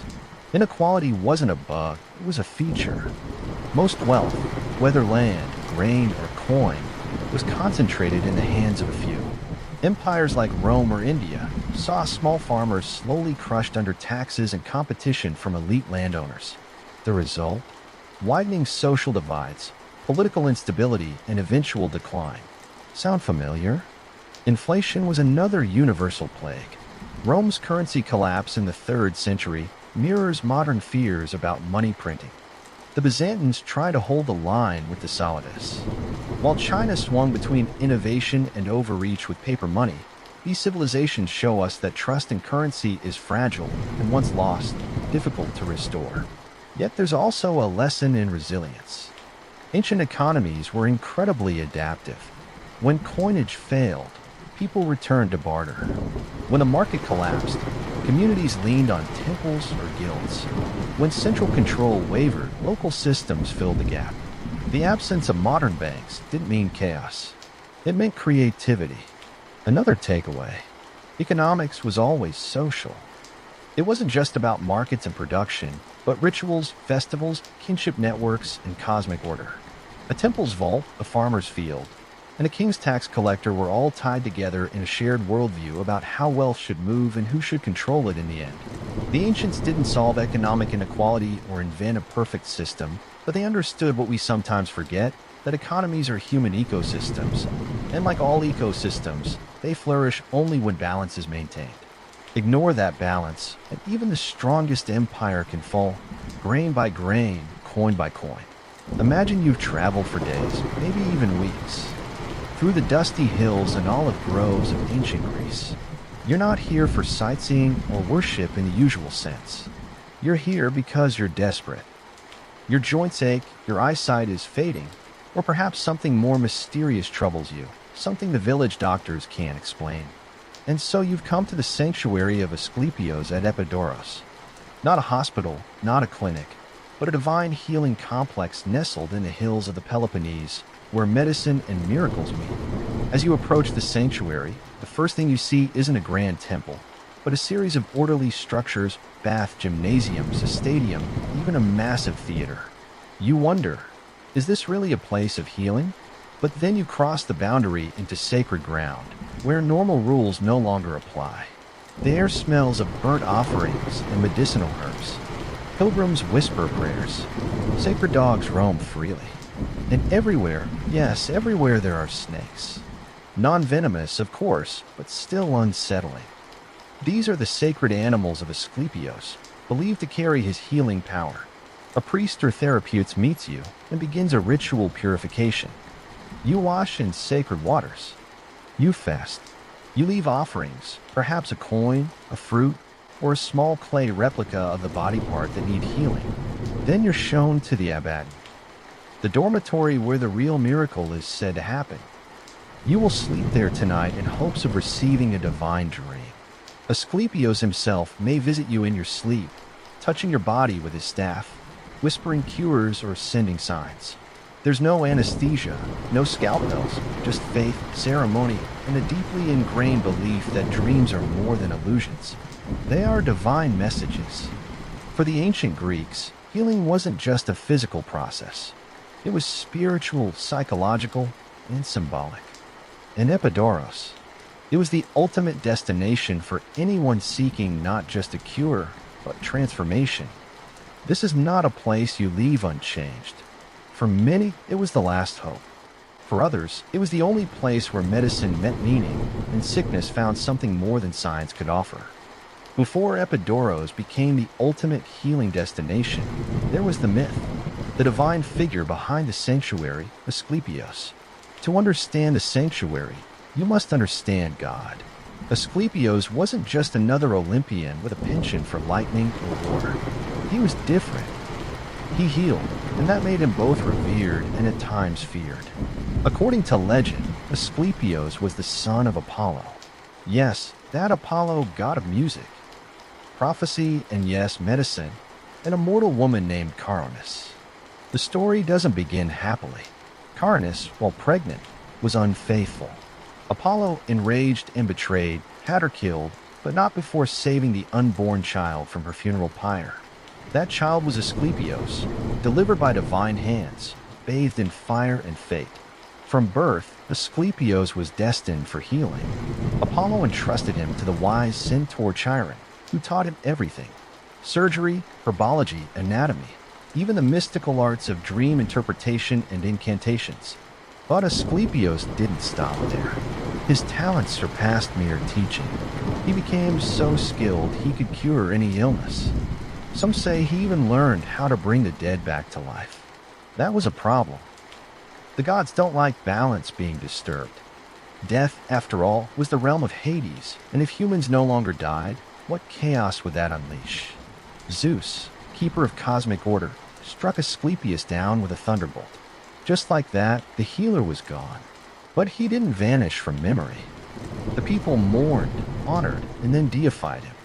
Over time, Asclepius transformed from a mythic doctor to a full-fledged god, worshipped not in fear, but in hope. His emblem, a staff with a single snake coiled around it, remains the symbol of medicine to this day. And in sanctuaries across the Greek world, but most famously at Epidaurus, people gathered to seek his blessing. Unlike other gods who demanded blood or gold, Asclepius asked only for faith, and maybe a small terracotta limb or a whispered prayer beneath the stars. In him, the Greeks found not just divine power, but model for what healing could be: compassionate, wise, and strangely personal. Epidaurus wasn't just a place to cure disease. It was a place to connect with something older, deeper, and yes, perhaps even divine. At the heart of the sanctuary of Asclepios was a ritual unlike anything in modern medicine: incubation or enkomesis in Greek. No scalpels, no pills, no diagnosis from a man in a white coat. Instead, patients lay themselves down to sleep in the abaton, a sacred dormitory with one goal: to dream. Because here dreams were prescriptions, and Asclepios, the divine physician who made house calls while you slept. Before entering the abaton, every visitor underwent purification. This wasn't just for hygiene, it was to cleanse the soul, fasting, bathing, abstaining from certain behaviors, and performing ritual sacrifices were required. Only when the body and spirit were deemed worthy could the patient lie beneath the temple roof, surrounded by quiet stone columns and flickering oil lamps. Some patients brought small offerings, like clay replicas of their aching limbs or afflicted organs. Others arrived with only hope. Then came the night. The abaton was filled with others, strangers all hoping to receive a message from God. Sacred snakes slithered freely across the floor, considered holy messengers of Asclepios. Some accounts say these snakes even crawled across the bodies of the sick, transferring healing energy. It might sound horrifying now, but to an ancient Greek, this was a sign that Asclepios had noticed you. The dream itself was the crux of the treatment. Those fortunate enough to receive one often described it as vivid, symbolic, and strangely reassuring. Asclepios might appear in human form or as a radiant presence. He might speak clearly or act out a healing in a kind of divine performance. One dream might show God performing surgery. Another might be more cryptic: a walk through a garden, a sudden transformation, a snake coiling around the affected body part. In the morning, the patient would report the dream to a temple priest, trained not in anatomy, but in dream interpretation. The priest would then offer guidance, perhaps prescribing a further ritual, a specific diet, or a series of acts to perform in honor of the god. Did it always work? Hard to say. But for the ancient Greeks, healing wasn't just physical. It was emotional, symbolic, and profoundly spiritual. They didn't expect miracles every time, but they believed that through dreams, the veil between mortal and divine could thin. And sometimes, in the quiet of the abaton, healing came not through medicine, but through meaning. Epidaurus wasn't just sacred, it was stunning. The architecture of the sanctuary wasn't accidental or ornamental. It was part of the treatment. Everything from the columns to the pathways was designed to soothe the soul and elevate the mind. If you're picturing a dark monastic space, think again. Epidaurus was open, orderly, sunlit, a landscape where harmony itself seemed to dwell. At the center of it all was the Temple of Asclepios, the god's official residence. Built in the Doric style, it stood tall and proud, surrounded by sculpted friezes that told stories of healing and sacrifice. A massive statue of Asclepios, reportedly made of gold and ivory, once stood inside, bearded, calm, and holding his snake-wrapped staff. Worshippers would enter the temple to make offerings and prayers, hoping to attract the god's favor before undergoing incubation. Next to the temple lay the Tholos, the circular building whose exact purpose remains a mystery. But this wasn't just a pretty ruin. Ancient writers describe intricate underground passages and clever acoustics. Some believe it functioned as part of the dream incubation ritual, perhaps a place where sacred snakes were kept, or where initiates underwent secret rites. It added a layer of mystery to an already mystical experience. Then there was the Abaton, the sleeping home. Long and columned, its simple design belied its sacred power. This was where you lay in hope of a dream, shoulder to shoulder with fellow pilgrims. Though it may seem humble today, the psychological effect was profound. Lying under the stars, surrounded by sacred architecture, believing you were close to the divine, it was enough to shift the soul, if not the body. But Epidaurus was more than its sacred core. There were baths, gymnasiums, stoas for walking and contemplation, and even a theater, the largest of its kind, seating over 13,000. Why a theater in a healing sanctuary?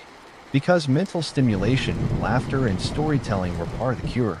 Greeks understood that healing wasn't just about herbs and prayers. It was about the environment, mood, and emotion. Even aesthetics were therapeutic. Let's clear something up. Epidaurus wasn't all dreams and divine visions. While encoemesis was the central ritual, the sanctuary offered a surprisingly diverse range of physical treatments. That might look oddly familiar to modern wellness centers. The ancients didn't separate the mystical from the practical. They combined them into a healing system that was ritualistic, symbolic, and surprisingly hands-on. Take, for example, therapeutic baths. Water was considered sacred, a purifier not just for the body, but for the soul. Patients would bathe in spring-fed pools, often before rituals, as a form of cleansing. These weren't casual dips. They were part of the preparatory phase of healing. The Greeks believed that washing the body opened it to divine influence. It was step one in resetting the self. Then there was dietary regulation.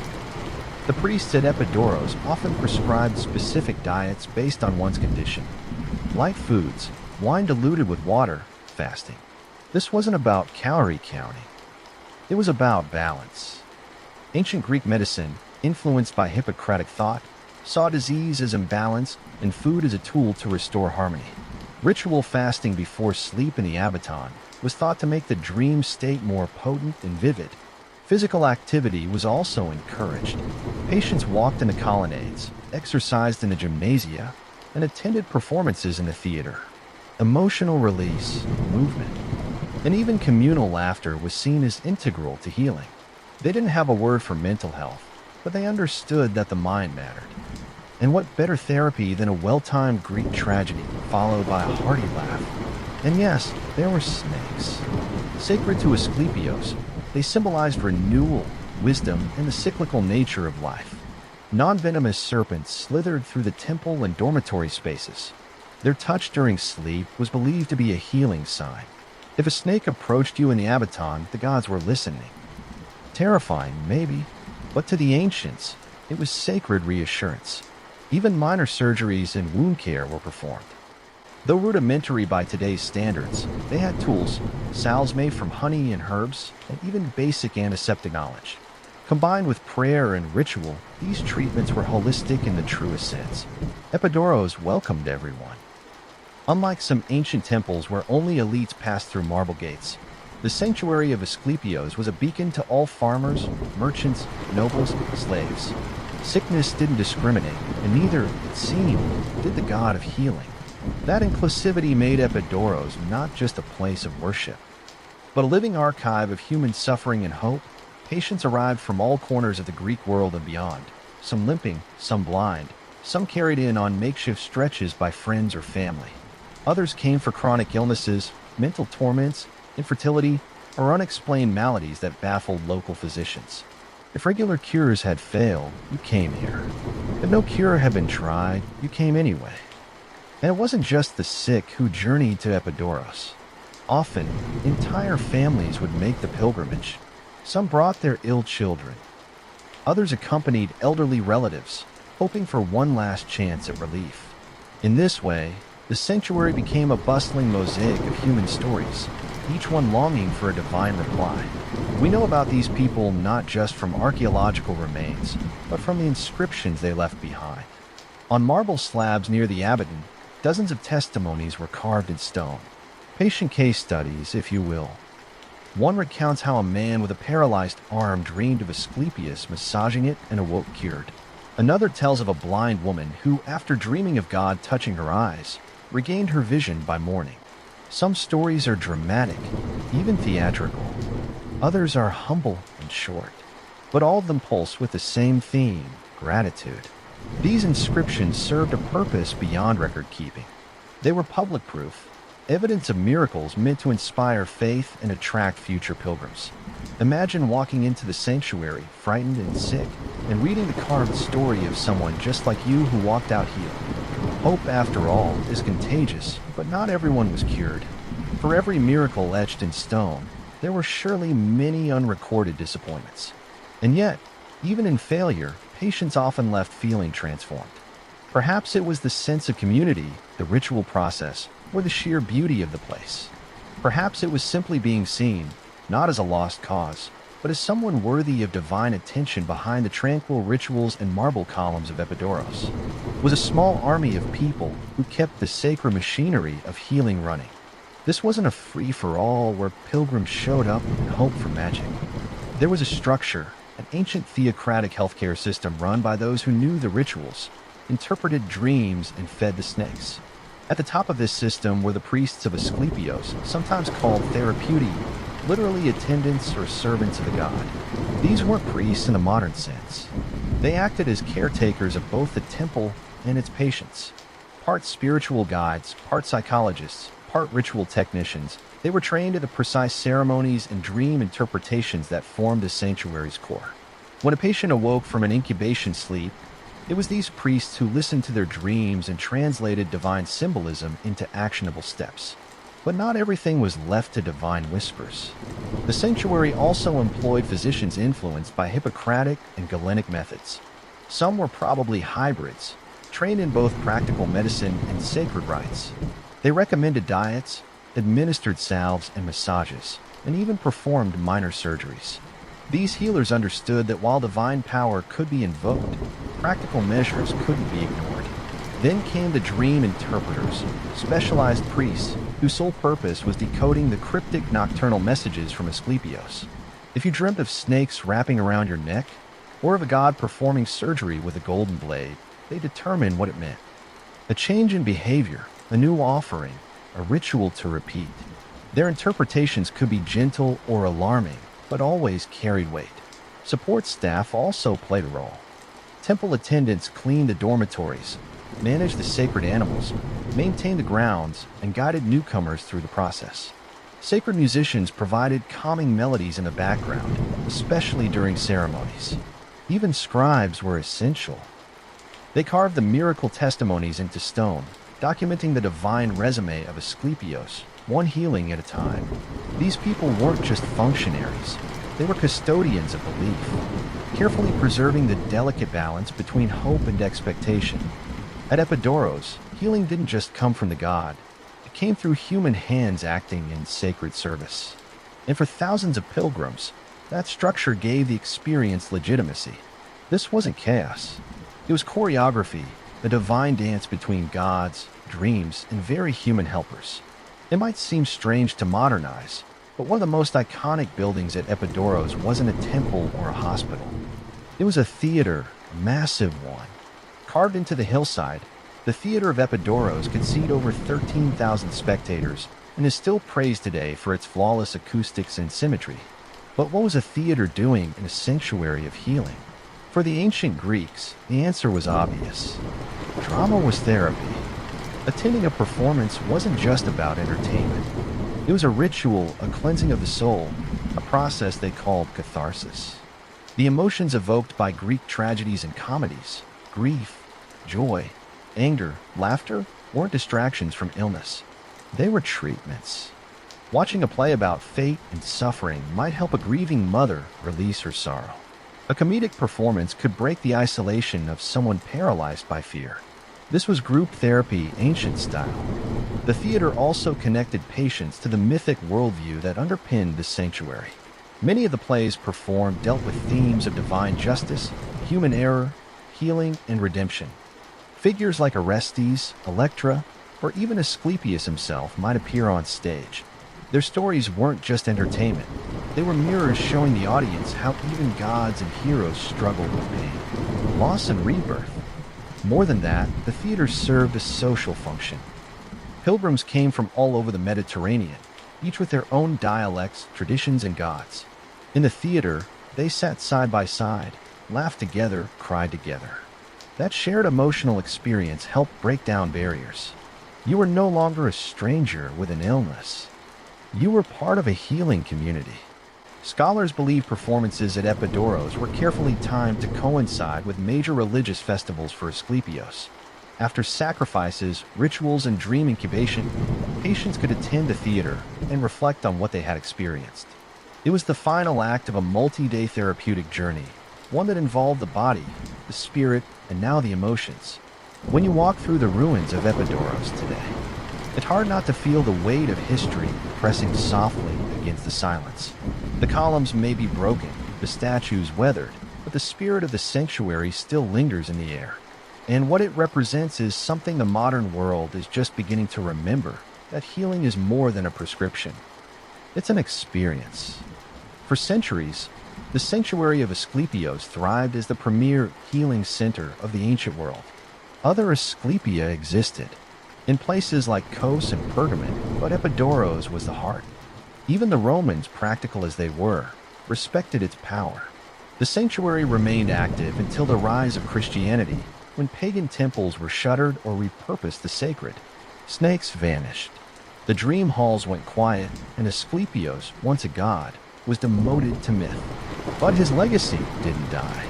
The symbol of Asclepios' staff, coiled with a single serpent, still endures as the global emblem of medicine. The idea of holistic treatment, of addressing the mind, body, and spirit, echoes through modern wellness movements, psychology, and even palliative care. Epidaurus anticipated things we now recognize: the role of belief in recovery, the importance of the environment, and the healing power of human connection. And let's not ignore what the sanctuary teaches us about the power of ritual. The fasting, the bathing, the prayers, the storytelling all created a structure in which suffering had meaning. It wasn't random, it was part of a narrative. For many pilgrims, that alone was transformative even today. Patients often report better outcomes when they feel seen, heard, and guided through a journey, not just treated as a symptom on a clipboard. Epidaurus also reminds us of something deeply human: the need to believe. Whether in gods or in science, in dreams or in data, people will always seek a story that helps them make sense of illness and health. That's not superstition, that's survival. So, as we stand among the sunlit ruins, we're left with more than admiration for ancient architecture. We're left with a question. What if healing was sacred again? What if hospitals offered not just treatment, but meaning? What if medicine remembered the wisdom of the past? At Epidaurus, they didn't just cure bodies, they restored hope. And sometimes that was the greatest miracle of all. When a woman entered a medieval convent, she was expected to leave the world behind.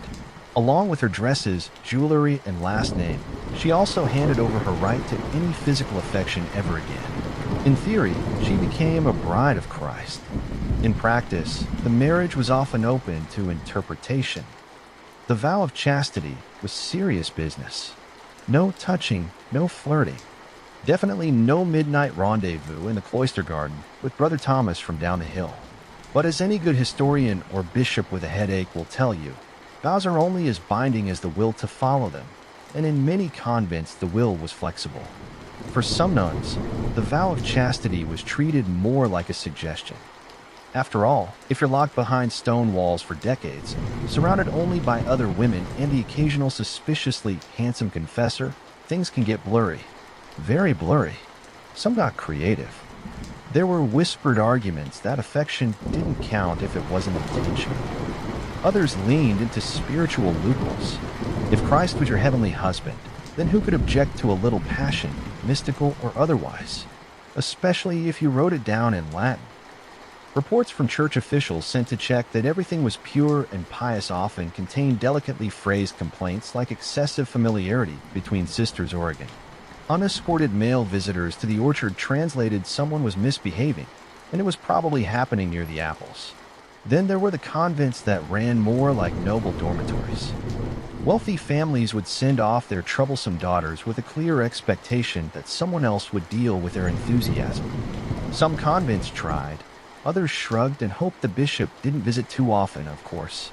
Not every nun strayed. Many lived genuinely devout lives, praying, studying, and baking bread that could dent a helmet. But others, let's just say they interpreted the rule of chastity the way people today interpret unlimited breadsticks. So yes, chastity was written in ink, sworn before God, and embroidered into the rule books. But behind those quiet walls, things were occasionally rewritten. Pregnancy, as a general rule, is difficult to explain away, even more so when you're a nun. While you could conceal a secret lover or smuggle in a wheel of contraband cheese, a growing belly was significantly harder to tuck under a habit and even harder to explain without implicating at least one person, several sins, and occasionally a confused donkey. Medieval convents were supposed to be sanctuaries of chastity, but reality had other ideas.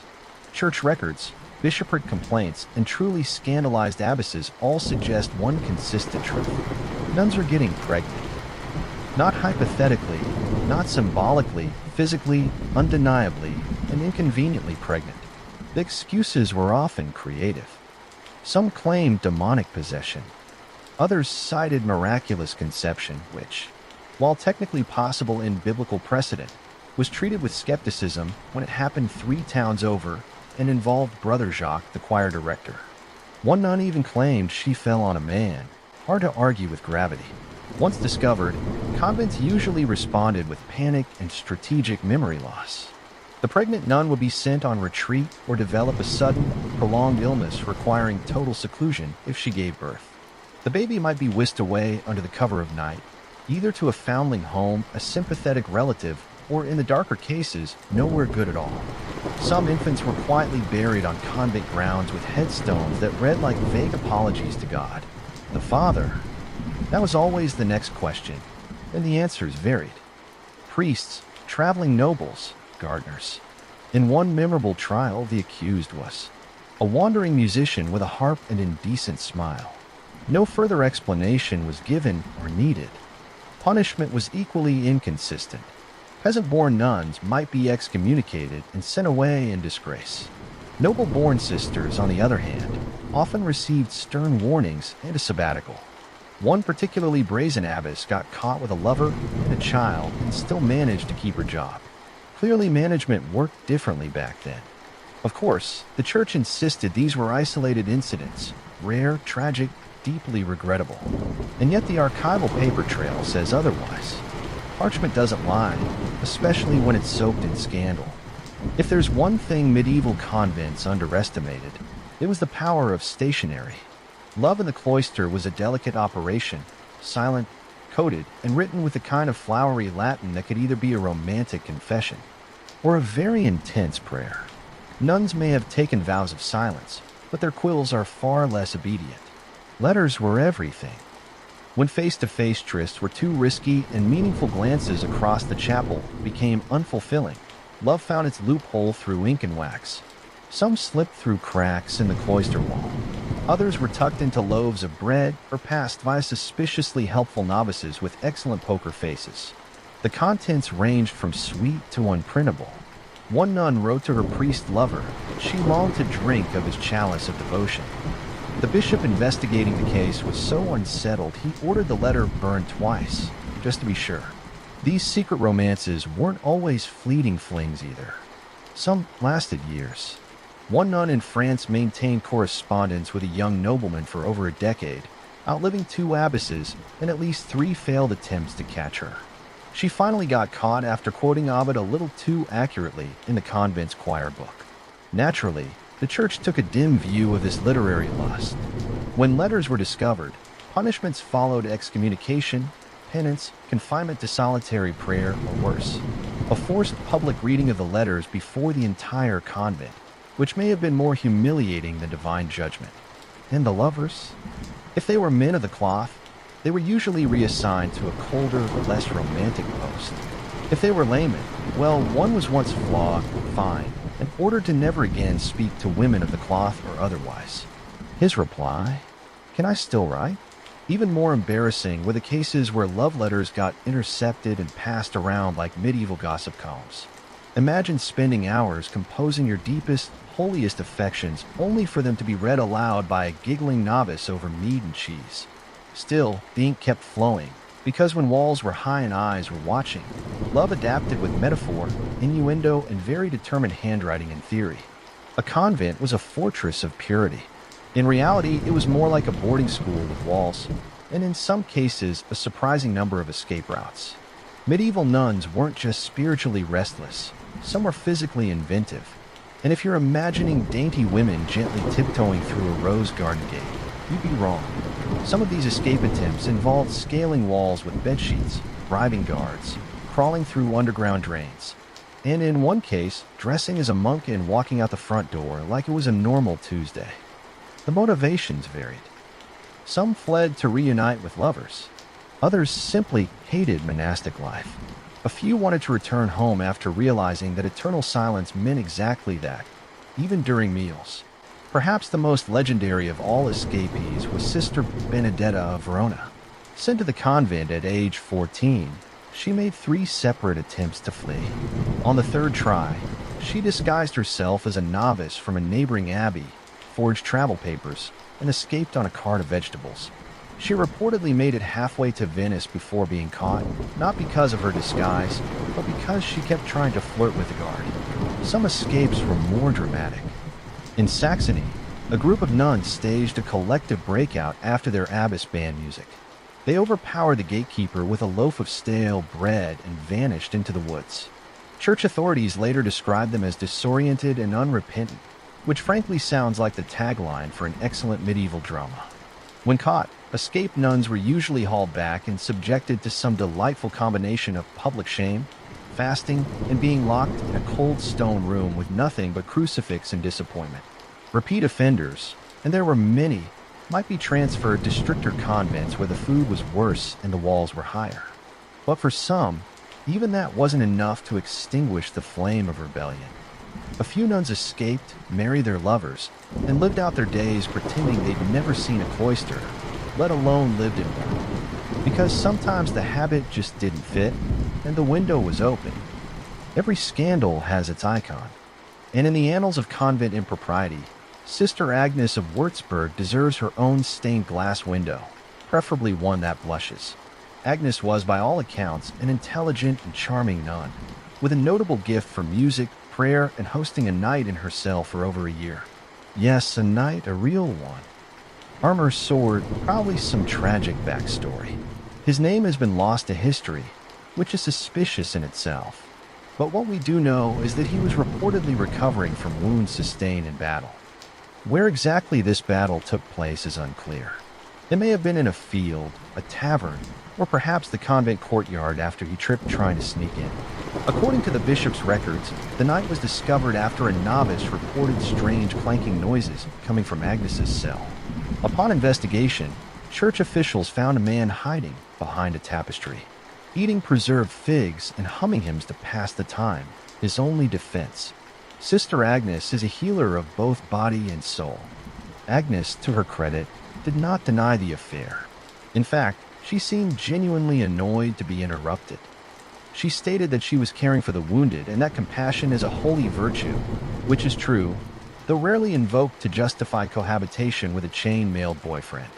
The scandal rocked the convent, not just because of the affair, but because of the duration. A few weeks, even a secret rendezvous forgivable. But 12 months, during which the knight was seen at least twice wearing a borrowed monk's robe and helping with garden chores.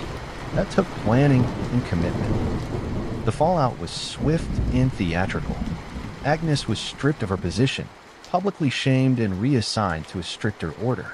The knight was fined and exiled, though one record dryly notes that he did not seem regretful, which is probably the most medieval way of saying he smirked the whole time. As for Agnes, she later wrote letters protesting the church's hypocrisy, quoting scripture and medical texts. In her defense, one line stood out: "Had I let him die, I'd still be a sinner." Not all scandals in medieval convents involved sneaking knights or secret letters. Some were louder, moaned, wept, and trembled in full public view, all while claiming to be in contact with the divine. Enter the mystic nun. In the Middle Ages, certain nuns were known for having ecstatic religious visions. These weren't your average quiet moments of reflection. No, these were full-bodied, eyes rolled back, trembling on the floor, spiritual encounters. And while some church officials called them holy, others had questions. Mostly, why did these visions sound so enthusiastic? Take Sister Beatrix, a nun from the Low Countries who claimed Christ came to her nightly. Not metaphorically, physically. Her writings described embraces of divine warmth and spiritual union beyond the veil of flesh. At one point, she declared herself wedded to the Lamb, which might sound innocent until you read the parts where she compared his presence to fire that spread within and without. Subtle. Then there's Hadovich of Antwerp, a 13th century mystic whose poetry reads like the medieval version of a steamy romance novel. If that novel were set entirely inside a chapel, she wrote of, consuming love and being pierced by divine light. Some of her lines were so vivid that later church scholars tried to edit them into more appropriate metaphors. The original versions, however, are preserved in eyebrow-raising. To be fair, not every nun faked their ecstasy. Many were sincere. Medieval theology encouraged intense emotional relationships with Christ, sometimes verging into language that modern readers might file under PG-13. But sincerity doesn't cancel out the fact that these visions caused serious stirrings, both spiritual and otherwise. Not everyone was impressed. Some bishops accused these women of attention-seeking. Others worried about the influence such visions had on younger, more impressionable nuns. One particularly skeptical archbishop referred to them as hysteria masquerading as holiness. He was later reassigned, possibly for saying what everyone else was thinking. Still, some mystic nuns became celebrities. Their visions were recorded, copied, and venerated, which in medieval terms meant they got away with writing divine fan fiction and calling it theology. If there's one thing medieval monasteries were known for, it's restraint of the body, of the tongue, and especially of the stomach. Fasting was seen as holy. Hunger was a virtue, appetite, a temptation best left in the garden with the snake. But inside some convents, fasting was more of a daytime suggestion, because when the bells stopped ringing and the abbess retired to her chamber, a different kind of ritual began. The forbidden feast. Convents were supposed to keep a strict diet, porridge, bread, the occasional fish, and an existential crisis for dessert. Meat, rich cheeses, sweets and wine were generally banned, especially during Lent or any of the dozens of fasting days that made up roughly half the year. But let's be honest, no one can eat boiled cabbage forever without plotting something. And plot they did. Some nuns developed covert culinary networks. Friendly merchants would deliver salted meats for medicinal purposes. Wine was relabeled as consecrated vinegar. Honey cakes were just there for visitors who mysteriously never arrived. One surviving convent inventory included 2 ducks, 1 whole ham, a jug of cherry wine, and 3 wheels of cheese. It was cataloged under liturgical supplies. You can draw your own conclusions. Midnight feasts became a thing. Picture this: a candle-lit room deep in the convent, filled with giggling nuns, whispering psalms between bites of roasted goose. One novice reportedly burned her hand, sneaking hot pastries out of the oven, and tried to claim it was a punishment from the Holy Spirit. No one bought it, but the pastries were apparently excellent. Sometimes these feasts became social affairs with visiting men, merchants, priests, or in some cases, men who had no official reason to be in a convent after dark. One abbey in Burgundy was found to be hosting unapproved gatherings, which turned out to be regular Saturday night banquets, complete with dancing, gambling, and what the bishop diplomatically described as inappropriate merriment. Of course, not every nun partook. Many were genuinely devout and horrified by such indulgence, but others, let's just say their idea of fasting was eating quickly before someone catches us. Few things unnerved medieval church authorities more than a nun with a bump. Unless, of course, that bump turned into a baby and then into a shallow grave beneath the convent pantry. One of the most chilling scandals emerged from a 14th century French convent, where rumors began to swirl of strange noises coming from the cellar. It wasn't rats. It wasn't bad plumbing. It was, as one horrified novice described, something crying that had no right to be there. When church investigators arrived, they expected the usual wine stash, some forbidden cheese, maybe a love letter or two. What they found was a hastily dug patch of disturbed earth beneath a barrel of pickled cabbage, underneath the body of a newborn child, wrapped in what was clearly a torn wimple. The headdress worn by the sisters. The implication was not subtle. The resulting investigation was as delicate as a plague cart. The mother was never officially named, though several nuns were relocated shortly afterward. A common euphemism for please disappear quietly before this becomes a trial. The abbess, when questioned, claimed ignorance. I was not informed of any childbirth, she stated. While standing next to a suspiciously well-used wash basin, she added that any woman who gave birth in a convent had clearly entered already pregnant, which is one of the oldest and least effective explanations in the scandal playbook. This wasn't an isolated incident. Across Europe, hidden pregnancies occasionally resulted in tragic ends. Babies were left at the doors of monasteries. Some were smuggled out to sympathetic families, a few heartbreakingly didn't survive long enough for either. The church responded with its usual cocktail of outrage and selective amnesia. Punishments ranged from public penance to quiet transfers. But as long as the walls stayed high and the letters stayed hidden, many such stories were buried literally and figuratively. Still, every time a cellar was repaired or a pantry reorganized, there was the faint possibility of another discovery, a tiny scandal. Wrapped in linen and silence, if there's a scale of things nuns were not supposed to do, opening a brothel lands somewhere between heresy and throwing a bishop out a window. But in 15th century Bologna, one former nun named Sister Clara decided she had enough of vows, veils, and virtue. So she left the convent and opened a highly successful brothel in her old convent building, with a habit still in use. Because subtlety was apparently not part of the business plan, Clara hadn't exactly been cloister material to begin with. Church records describe her as willful, frequently absent from Vespers. Translated, she didn't show up for prayer and possibly had plans involving wine and someone named Marco. Her decision to leave the convent wasn't particularly dramatic. She simply walked out and never returned. The real drama began later, when passers-by noticed the convent had suddenly become very popular with men who had no known interest in theology. According to a local magistrate, Clara employed women, some ex-nuns, others just creatively unemployed, and ran the establishment with military efficiency. Clients reportedly paid extra for costumes. Some men requested the full confession experience, which raises theological questions no one was prepared to answer. When word reached the church, panic ensued. Not because prostitution was rare, it wasn't, but because this particular brothel had the nerve to look like a convent and function better than most monasteries. The optics were terrible, Clara, when summoned to explain herself, simply shrugged and said at least no one here pretends to be chaste. She was excommunicated, then re-excommunicated, just to be sure.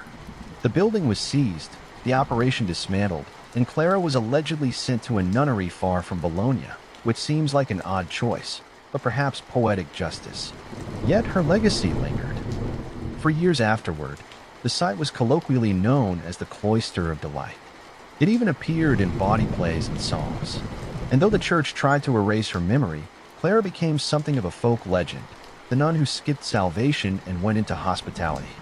Confession, the spiritual reset button of medieval Catholicism. For a nun, it was supposed to be a solemn ritual of self-examination, humility, and penitence. You knelt. You whispered your transgressions. The priest offered absolution. You left lighter in theory, but in practice, confession occasionally led to more sins than it forgave.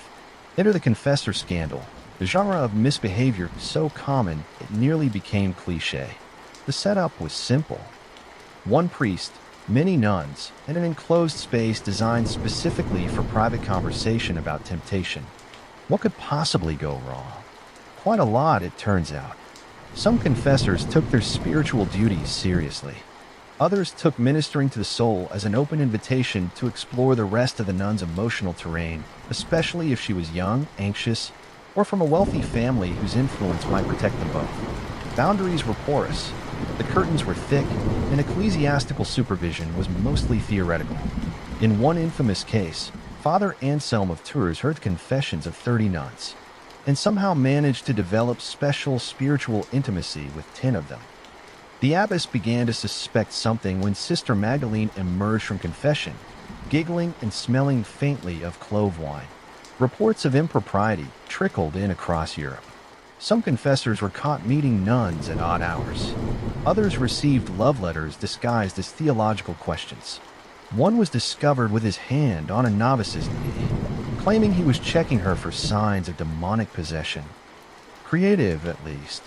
The church's response: delicate silence, followed by reassignment. A confessor accused of misconduct was usually sent to another diocese to reflect, which in medieval terms meant do it somewhere else and try not to get caught this time. Meanwhile, the nuns were left in awkward positions. Some were shamed. Others were blamed entirely. Accused of seducing the priest with feminine charm, which in many cases meant existing while under 30. A few refused to confess again at all, choosing silence over sanctity. Of course, not every confession turned scandalous, but the setup male authority, female submission, and secret conversations was practically an invitation to abuse, especially when wrapped in incense and Latin. Not all convent mischief involved flesh and desire. Some of it came in the form of suspiciously helpful nuns with access to plants that could either heal a headache or terminate a pregnancy. Nearly every convent had a herb garden. It was part of daily monastic life. Nuns made balms, tinctures, and herbal remedies for ailments ranging from stomach aches to demonic possession, though success with the latter was mixed. But in some communities, these humble healers turned into convent chemists, and the line between medicine and mischief began to blur. They were known as the apothecary sisters, and they understood their plants well. Too well in some cases. Many were trained in the use of abortifacients, herbs like pennyroyal, tansy, and rue, which were used discreetly to restore irregular cycles. Of course, the official explanation was always vague. The potion was for a nervous condition or a stubborn humoral imbalance, but everyone knew what it meant when a nun visited the herbarium after whispering with a red face and a shaky voice. Some convents became known quietly as safe places for women with delicate problems. A noblewoman with an inconvenient pregnancy might suddenly decide to pursue spiritual retreat and emerge 2 months later looking oddly slimmer and far more devout. Sister Hildegard of Trier was particularly famous, described in records as a herbalist of great discretion. According to one very nervous male witness, her concoctions could calm a restless body, silence an inconvenient cough, or undo what the flesh hath done. You had to admire the poetic phrasing. Of course, the church did not officially approve, but as long as things stayed quiet and the patients left looking grateful rather than pregnant. Few bishops asked questions. It was easier to assume the sisters were simply very good at tea. That said, there were darker rumors, stories of potions slipped into wine, or love spells crafted with hair and bone. Most were likely exaggerated. But some convents did face inquiries for harboring witch-like tendencies, which in 15th century Europe was not the sort of review you wanted from your local inquisitor for most medieval nuns. Public exposure was a spiritual hazard, but for some it became a legal necessity, especially when their private transgressions turned into public litigation. Across Europe, convents occasionally found themselves dragged into secular courts. The causes varied: inheritance disputes, dowry claims, property feuds, and more awkwardly, cases involving illicit affairs, pregnancies, and behavior that was not befitting a bride of Christ. That last phrase appeared often. It was medieval legal code for someone's been up to something. One particularly spectacular case came from Florence, where a nun named Sister Constanza sued a priest for breach of promise. She alleged that he seduced her in the confessional, promised to leave the priesthood, and then tragically didn't. She provided letters, witnesses, a very pointed poem. The court was so flustered it delayed judgment for 3 years, hoping everyone involved would die or take vows of silence. Another case in Cologne saw an abbess accused of misusing convent funds to buy luxury linens, spiced wine, and gifts for visitors. The visitors, it turned out, were male, under 30 and unusually well-groomed for pilgrims. The trial records read like an expense report for a high-end inn. The abbess claimed the items were for spiritual hospitality. The court disagreed. Sometimes the church tried to keep things in-house. Canon law was supposed to handle naughty nuns. But when crimes spilled over into civil territory, like theft, child abandonment, or contractual fraud, secular judges had to step in, and they were often unprepared for veiled women quoting scripture while denying everything with holy indignation. One nun in Burgundy was charged with attacking another nun over a man. During questioning, she claimed she had been possessed by jealousy and possibly by the devil, the two-for-one defense that bought her reduced penance and a relocation.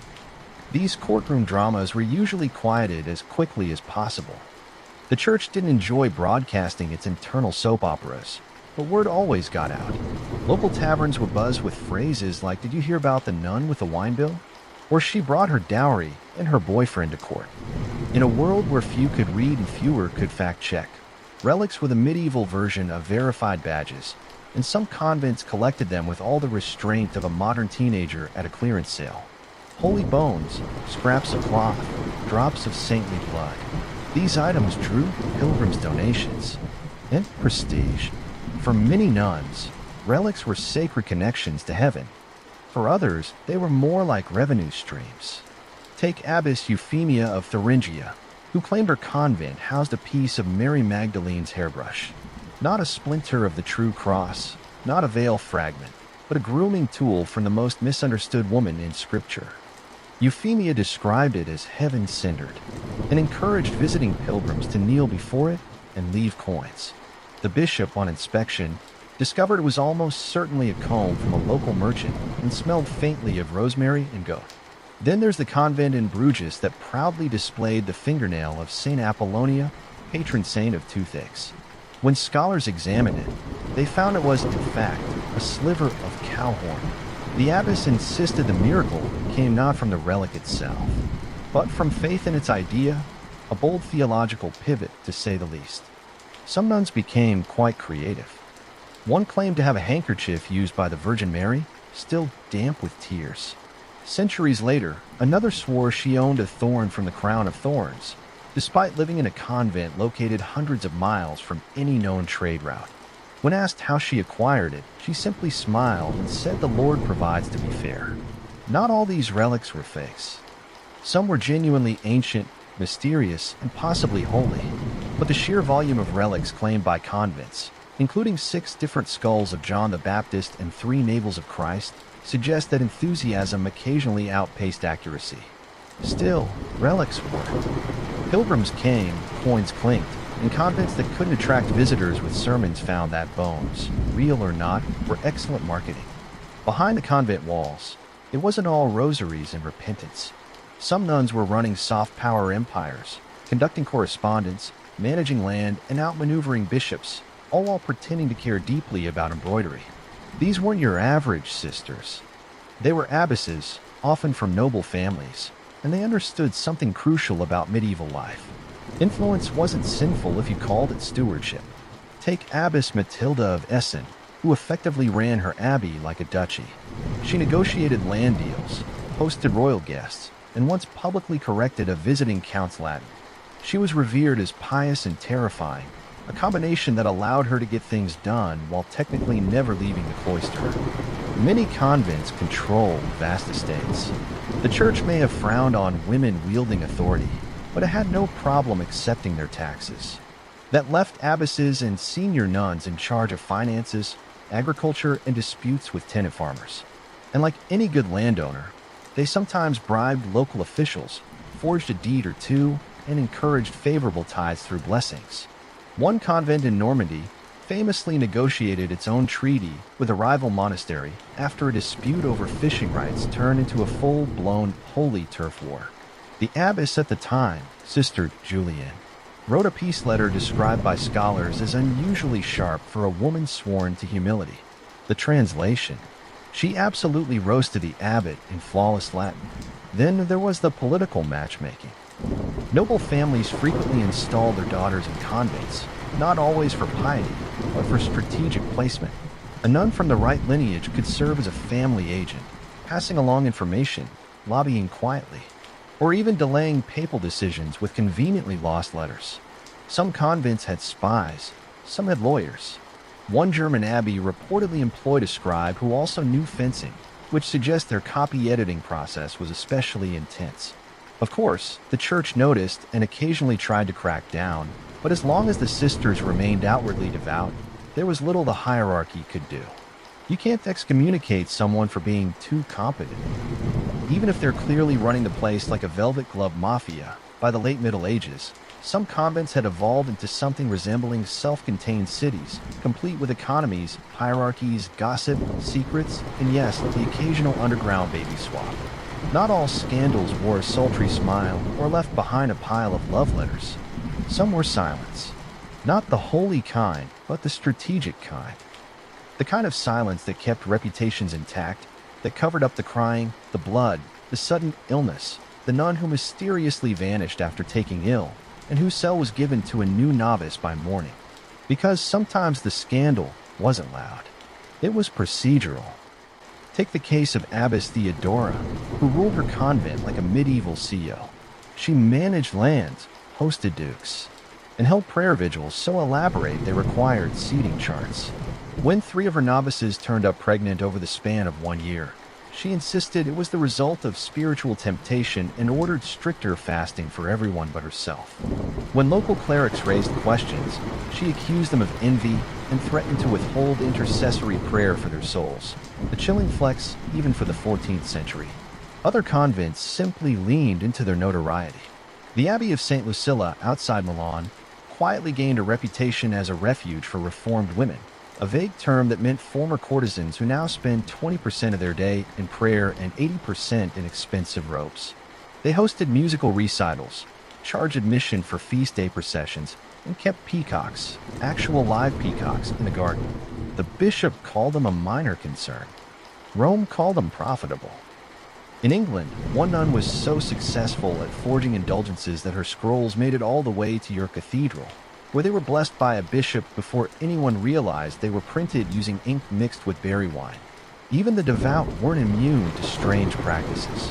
One mystic nun claimed she had spiritual visions only when fasting and dancing at the same time. Her superior eventually banned both, prompting her to invent holy spinning. Visitors thought she was possessed. She insisted she was simply expressing divine joy at 30 revolutions per minute, because beneath the incense and scripture was always something else. Raw, stubborn life clawing its way through the cracks in the marble. Before, he was the world's most legendary barrel-dwelling philosopher. Diogenes was just the son of a banker in the Greek city of Sinope. That's right, the man who would later scoff at gold and spit on wealth was literally born into money. And, well, that didn't last long. Diogenes' life took a turn when he and his father Hysias were implicated in a rather creative crime, defacing the local currency. Not metaphorically, they were accused of literally tampering with the coins, possibly shaving them down or forging them. It's still debated whether Diogenes knew exactly what he was doing, or if he was just helping Dad with a family business. But one thing's clear. The local authorities were not amused, and so the future cynic was promptly exiled. Now, for most people, being exiled from their hometown would be a tragedy. For Diogenes, it was a career move. He fled to Athens, the philosophical epicenter of the Greek world, and decided that instead of crawling back into respectable society, he would dismantle it bit by bit with sarcasm, a sharp tongue, and complete disregard for pants. Athens, at the time, was full of prestigious thinkers and polished sophists. Plato, Aristotle, the whole gang. Diogenes, penniless and technically homeless, didn't care, while others debated metaphysics and linen robes. He rolled into town with a dog-like grin and omission. Expose every shred of hypocrisy he could sniff out. And yes, dog-like isn't a metaphor. He embraced it. In fact, he proudly identified with the word kynikos, meaning dog-like in Greek, which is where we get the word cynic, barking at corruption, biting a convention, licking truth raw and unfiltered. His first order of business. Ditching all societal pretense, he renounced possessions, mocked manners, and slept in a giant ceramic jar, often mistakenly called a barrel, like a philosophical raccoon. It was his ultimate statement. If society was a facade, he was going to live outside of it. Literally. This wasn't just rebellion for rebellion's sake. Diogenes believed that virtue came from living in accordance with nature, and nature didn't need money, reputation, or tin room villas. It just needed honesty and maybe a sturdy jar. If Athens was the heart of philosophical prestige, then Plato was its golden child, polished, revered, and entirely too serious for Diogenes' taste. While Plato was categorizing virtues and defining abstract ideals, Diogenes was, well, peeing on them literally and figuratively. One of the most famous anecdotes involves Plato attempting to define a human being as a featherless biped. He thought it was a clever summary of our species. Diogenes, always ready to weaponize mockery, plucked a chicken and brought it into the academy, loudly declaring, "Behold Plato's human." The joke landed so hard that Plato was forced to revise the definition by adding broad, flat nails. Score 1 for the man in the jar. But Diogenes wasn't just trolling for attention. He believed that philosophers like Plato had become too wrapped up in abstract nonsense, forgetting to live with integrity. To Diogenes, virtue wasn't something to be debated, it was something to be lived. And if that meant heckling the intellectual elite while munching onions and looking homeless, so be it. He made a habit of disrupting Plato's lectures, walking through the crowds with a lantern in broad daylight, muttering that he was looking for an honest man. The crowd laughed nervously because deep down they knew he was right. Athens, for all its democratic ideals and marble buildings, had become a place of polite lies and philosophical performance. Diogenes tore through it with blunt honesty. Plato reportedly called Diogenes Socrates gone mad, and that wasn't entirely wrong. Like Socrates, Diogenes asked uncomfortable questions and refused to play by societal rules. But unlike Socrates, Diogenes didn't want a dialogue. He wanted a spectacle, and he was more than happy to play the clown if it meant revealing hypocrisy. He made the simple life look outrageous. He begged without shame, ate whatever scraps he could find, relieved himself wherever he pleased, often to the horror of onlookers.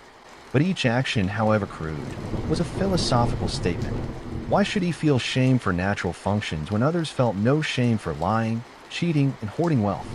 Where Plato built ideal worlds, Diogenes smashed the illusions of this one. And if you ask him, that made him the real philosopher, even if he did smell a bit like old olives and existential dread. By now, Diogenes had become a full-time philosophical menace. He had no permanent address unless you count the massive ceramic jar he slept in, tucked away in the marketplace like some kind of sentient street art installation. He owned almost nothing, just a cloak, a stick, and a cup, until he saw a boy drinking water from his hands and promptly threw the cup away. "The child has beaten me in the plainness of living," he said. That was the thing about Diogenes. He didn't just talk about simplicity. He outsimplified everyone. He wasn't pretending to reject wealth while secretly hoarding silver under his mattress. No, he quite literally lived off scraps, bathed in rainwater, and slept with the dogs. In fact, he often called himself a dog, not as self-insult, but as a badge of honor.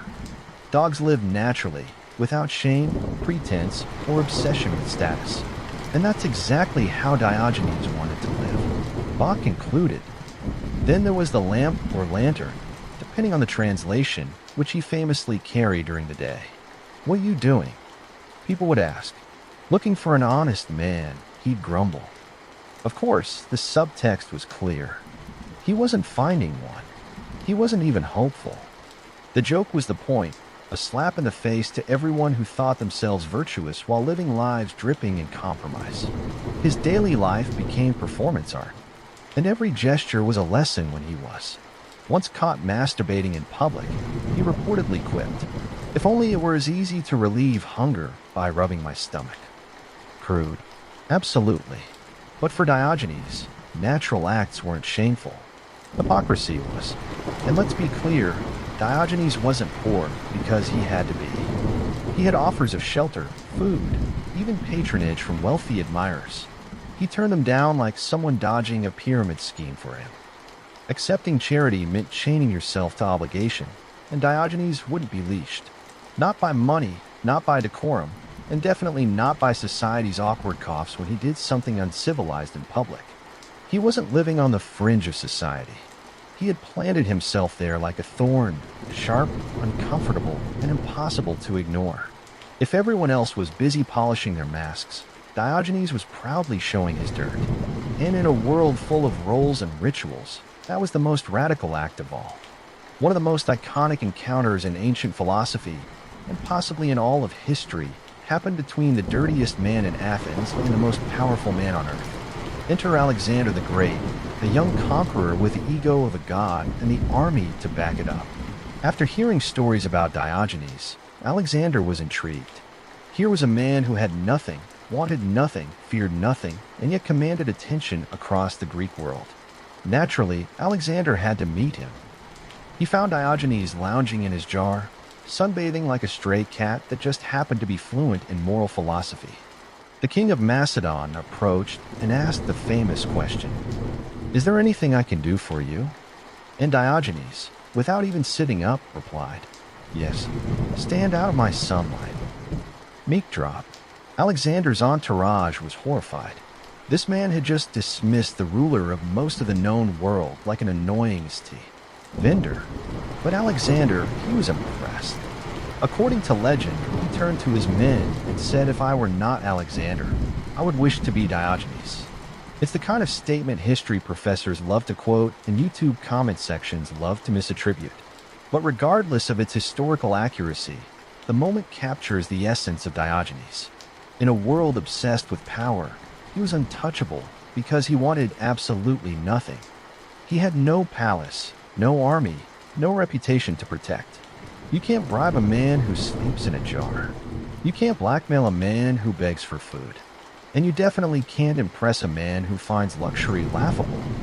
What Diogenes taught Alexander and the world was that true power comes from needing nothing and fearing no one. That was Diogenes' ultimate rebellion. Not shouting on the streets, not urinating on social customs, but stripping life down to its barest essentials and daring anyone to call him poor. In a single sentence, he reduced one of history's greatest conquerors to a shadow blocking the sun. And unlike most philosophers, Diogenes didn't just preach this freedom. He lived it so fully. Even emperors felt small in his presence. Now imagine trying to impress your friends after that. Good luck. By now, Diogenes wasn't just a local eccentric.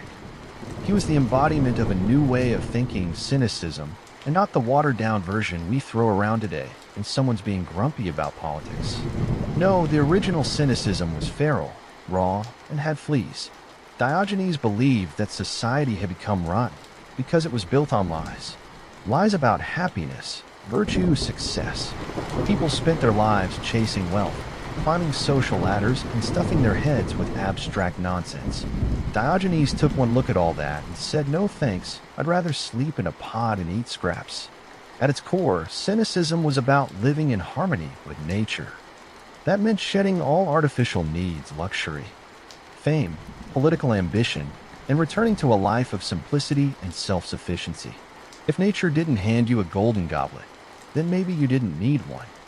And if nature gave you a stomach, then yes, begging for bread or stealing an onion was more honest than flattering a politician. His philosophy was also deeply confrontational. Diogenes didn't hide his beliefs in essays or temple scrolls. He lived them loudly. He mocked, barked, and even physically interrupted people's lives to force them to see their own contradictions. If someone preached virtue but lived lavishly, Diogenes would follow them around like a philosophical heckler, exposing the rot underneath the silk. To Diogenes, actions mattered far more than ideas. In fact, he once said, "Other dogs bite their enemies. I bite my friends to save them, because nothing says friendship is good." Metaphorical gnaw on the ankle of your delusions. He was especially brutal toward hypocrisy, especially among philosophers. If a scholar claimed that poverty was noble while living in comfort, Diogenes would hold up a mirror, metaphorically or otherwise. He once saw a lavish temple being built and declared, "The gods must have gone blind if they need such a grand house." In a world obsessed with image, Diogenes was image's natural predator. Where others cloaked their ambitions in rhetoric, he stripped everything down, literally and figuratively. He wasn't trying to be liked. He was trying to wake people up. And if that meant barking like a dog or relieving himself on public statues, well, so be it. Truth, after all, wasn't always polite. Diogenes wasn't just a philosopher. He was Athens' walking conscience. A filthy, loud, extremely inconvenient one. Depending on whom you asked, he was either a lunatic with bowel control issues or the only sane man in a city full of liars. Maybe both. He made a career out of offending people. Once, during a feast, he walked barefoot across the banquet hall's expensive carpet, wiping off the mud from his feet and muttering, "Thus I trample on the pride of Plato." Not exactly RSVP behavior, but for Diogenes, this was more than rudeness. It was a protest against vanity, excess, and all the hollow rituals people wrapped around themselves to feel important. He challenged everyone.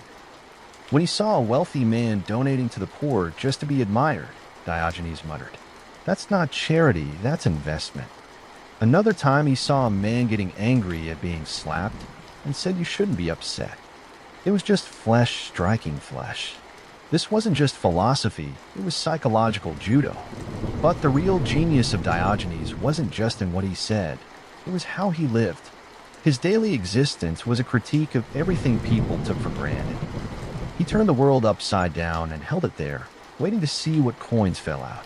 Naturally, not everyone appreciated the free lessons. He was ridiculed, attacked, and even arrested.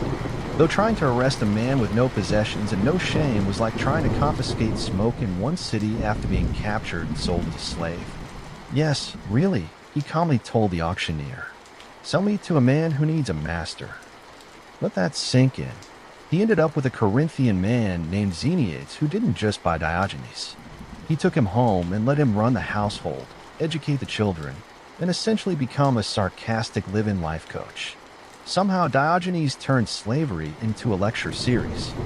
Whether insulting kings or mentoring children, Diogenes stayed painfully consistent. He mocked all power structures, even ones he accidentally became part of.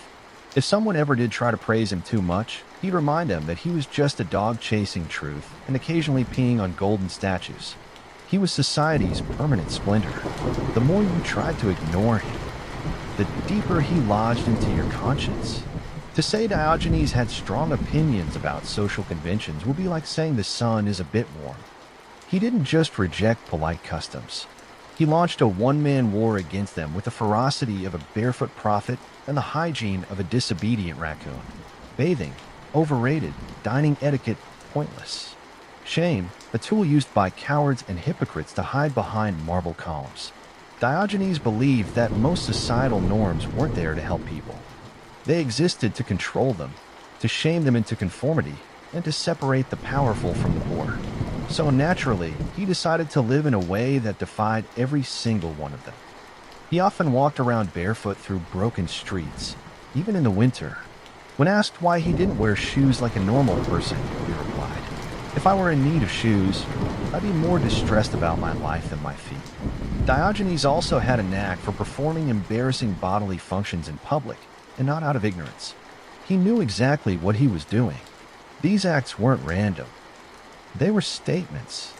He believed that if something was natural and necessary, it shouldn't be a source of shame. In other words, if you're going to scold me for burping, but not for cheating your neighbor, your moral compass is broken. Even begging became a form of resistance. While most beggars tried to appeal to pity or social obligation, Diogenes treated it as a spiritual test for himself and the person being asked. If they gave, fine. If not, that was fine too. Either way, he stayed honest and hungry. But Diogenes wasn't just rebelling for rebellion's sake. His whole existence was an ongoing experiment to see how little a person needed to live well. Not just survive, live well with dignity, with freedom, with a sense of humor sharp enough to slice through the pomp of politicians and the polished language of philosophers. He exposed the absurdity of conventions by ignoring them entirely, and the more people insisted he behave normally, the more he doubled down, proving that many so-called civilized behaviors were really just rituals we performed to make ourselves feel superior. In a world that obsessed over masks, Diogenes was barefaced and probably barefoot, laughing in the sun, asking us why we weren't. Diogenes, of course, didn't leave behind memoirs, marble busts, or temples in his honor. He wouldn't have wanted them. In fact, if someone had tried to build him a statue, he probably would have spat on it. His legacy lives not in what he created, but in what he destroyed. Illusions, pretensions, and egos. As for his death, like everything else about Diogenes, it's surrounded by stories that are somewhere between tragic, ridiculous, and profoundly fitting. Some say he died from holding his breath out of boredom with life. Others claim he succumbed to an infected dog bite, irony not lost on anyone familiar with his nickname. And then there's the version where he simply lay down, said nothing, and didn't get back up. No grand last words, no dramatic curtain close. Just the world's loudest cynic slipping away silently, as if even death didn't impress him. When asked how he wanted to be buried, Diogenes reportedly replied, "Throw me outside the city wall and let the beasts have me." Shocked, someone asked if he was worried about animals tearing him apart. Diogenes answered, "Not if you give me a stick to chase them away, but you won't be able to use it," the man pointed out. "Then why should I care what happens to me when I'm dead?" Diogenes won. Mortality is zero. In the centuries after his death, Diogenes' teachings didn't disappear. They spread like wildfire among those who were tired of hypocrisy. His brand of cynicism inspired a whole school of thought, influencing later Stoics like Epictetus and Marcus Aurelius, who borrowed the idea of self-sufficiency and virtue untainted by wealth or reputation. Even today, in an age obsessed with filters, followers, and fortune, Diogenes still feels oddly relevant. He's a reminder that true freedom isn't found in owning more, it's in needing less. That dignity doesn't come from titles, but from living in line with your values. Even if those values include yelling at statues and living in a barrel, he may have died penniless, homeless, and barefoot, but Diogenes left behind something far more durable than gold. The uncomfortable truth, the kind that sticks in your brain like a splinter and dares you to laugh at yourself. Or at least question why you're not carrying a lantern. You think a man who barked at citizens slept in a jar, and publicly scolded Plato would be a forgotten footnote in philosophy. And yet Diogenes has become a symbol, not of madness, but of radical honesty in a world built on illusion. The fact that we still talk about him over 2,000 years later says something. It says that deep down, people are still hungry for truth, even if it smells like onions and lives in a barrel. Diogenes matters today because his life was a provocation. He dared to ask, what happens when you stop playing along? What if you stop chasing wealth, reputation, even comfort, and just live with what you need? Strip away all the performance, the polite lies, the curated identities. What's left? According to Diogenes, what's left is real freedom. In a society built on image, ancient Athens or Instagram, his rejection of appearances hits harder than ever. He didn't just question authority or wealth. He questioned the need for them. That's why so many thinkers, from Stoics to anarchists to comedians, have drawn inspiration from him. He's the original minimalist, the spiritual grandfather of every "I quit my six-figure job to live in a van" story you see online.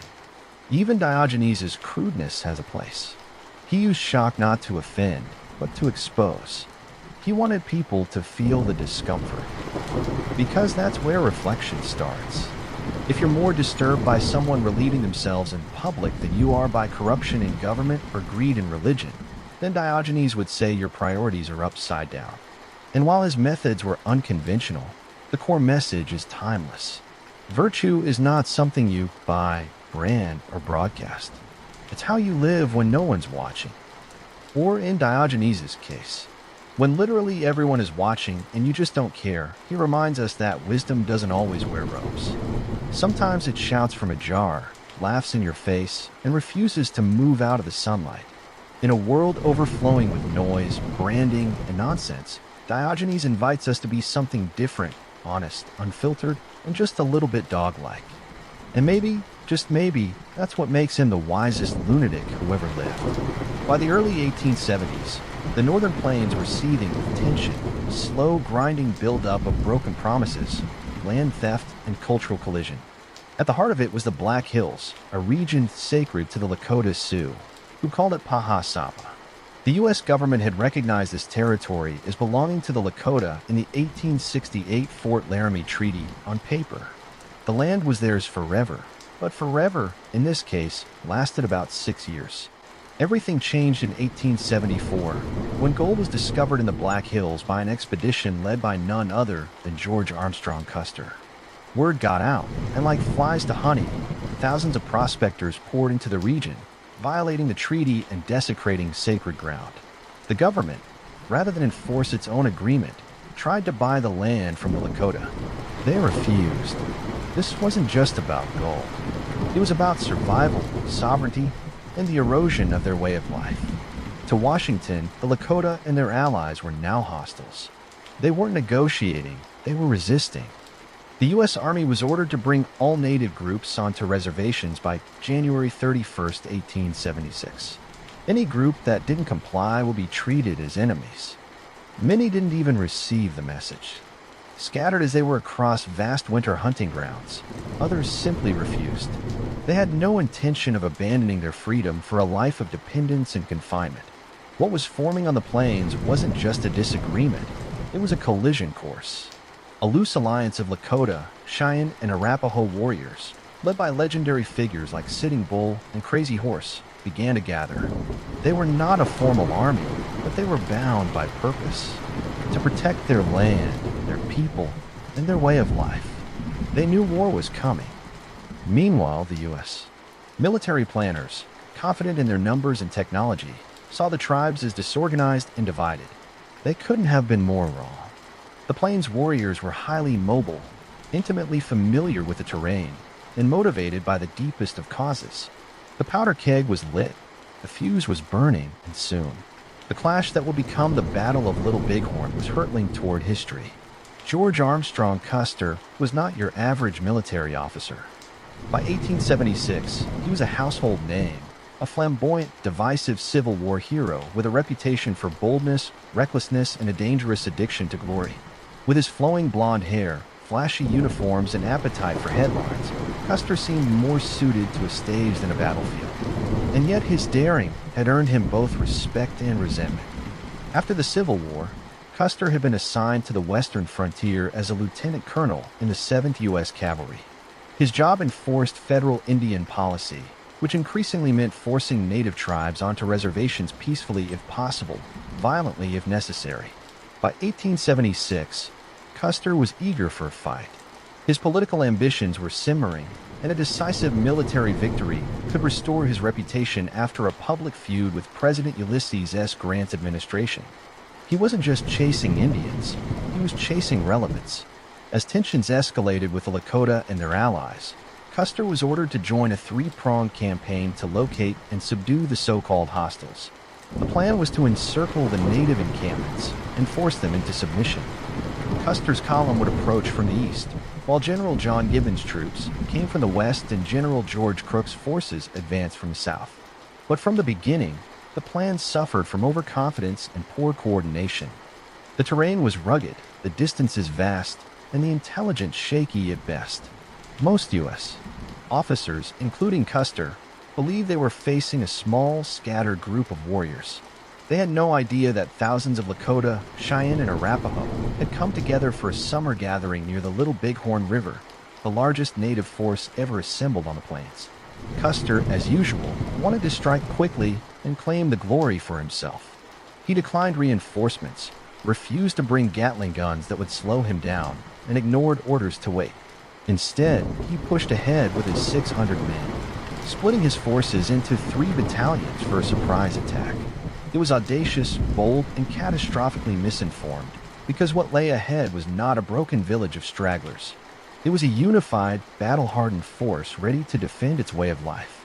And Custer, with his signature flair, was about to ride straight into legend and disaster. While the U.S. Army operated on faulty maps and faulty assumptions, something extraordinary was happening along the banks of the Little Bighorn River. Thousands of Lakota Sioux, Northern Cheyenne, and Arapaho had gathered, not for war initially, but for a traditional summer encampment. It was a time to rest, to hunt, to hold ceremonies, and to be together as families and allies. But the political reality of 1876 cast a long shadow over the gathering. The native leaders knew what was coming. They had seen the treaties broken, the buffalo herds disappear, and the encroachment of railroads and settlers. They understood that this encampment, peaceful as it seemed, might soon become a battlefield, and they weren't going to run at the center of this growing coalition. Was Sitting Bull, a Hunkpapa Lakota holy man and visionary leader. In the weeks leading up to the battle, he performed a powerful sun dance, a grueling ceremony of sacrifice and prayer. According to witnesses, Sitting Bull had a vision during the dance. He saw soldiers falling into the camp like grasshoppers, defeated and broken. For his followers, this was no metaphor. It was a prophecy.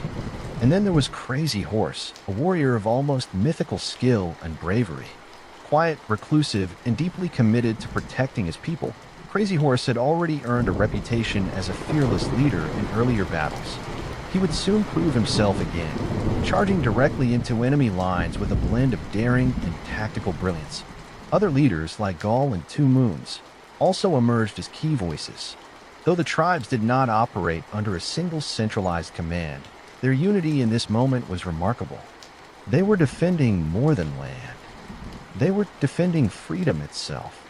Estimates vary, but there may have been 8,000 to 10,000 native people in the Little Bighorn Valley, including 1,500 to 2,000 warriors.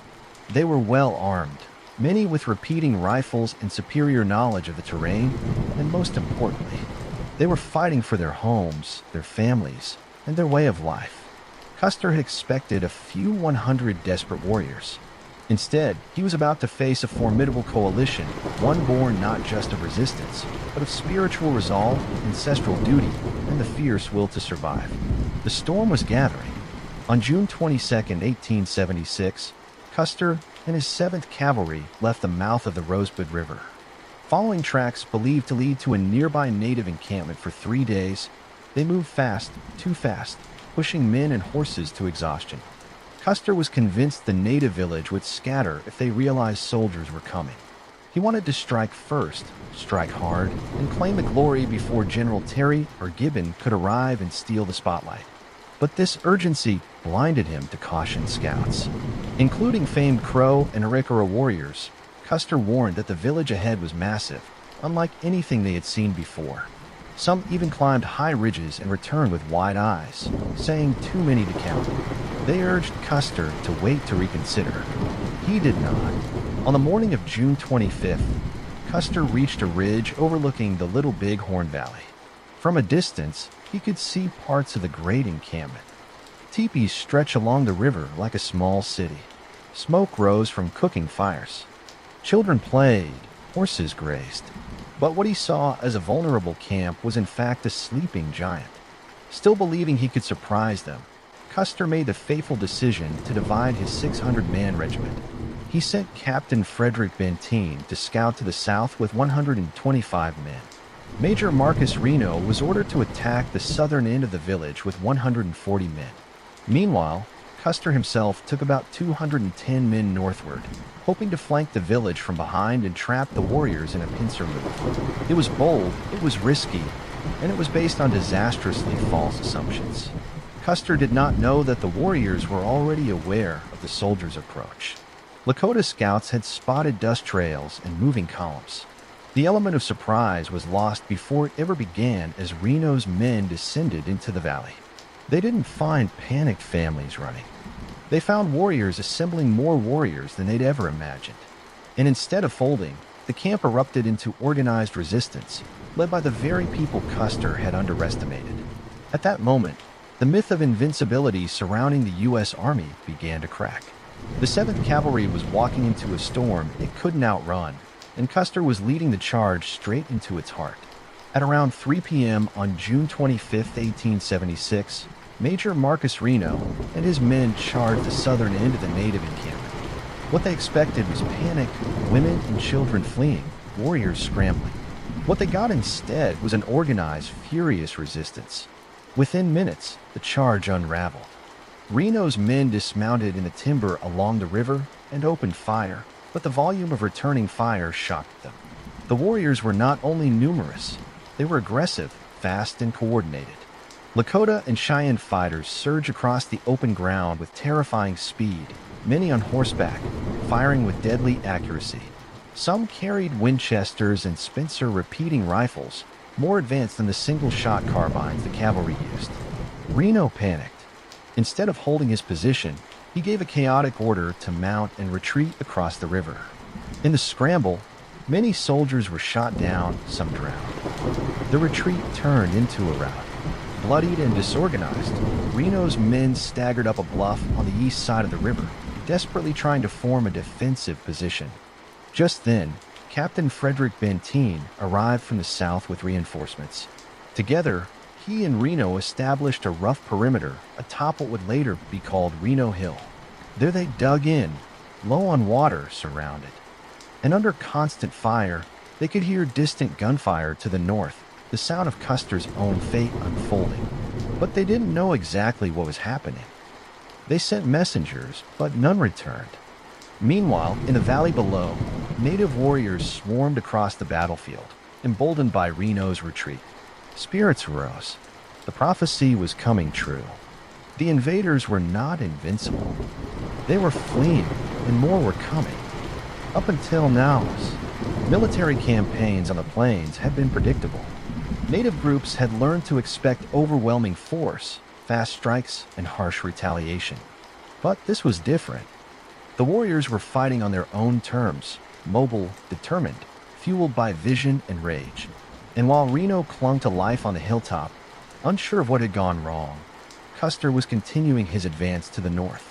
Unaware that the entire tactical framework he relied on had already collapsed, the battle was no longer about strategy.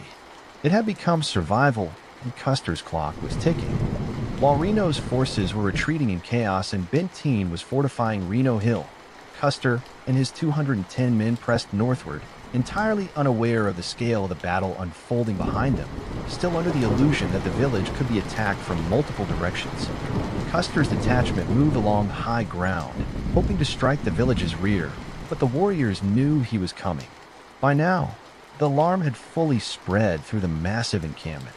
Lakota, Cheyenne, and Arapaho warriors, 100 strong, surged toward Custer's column.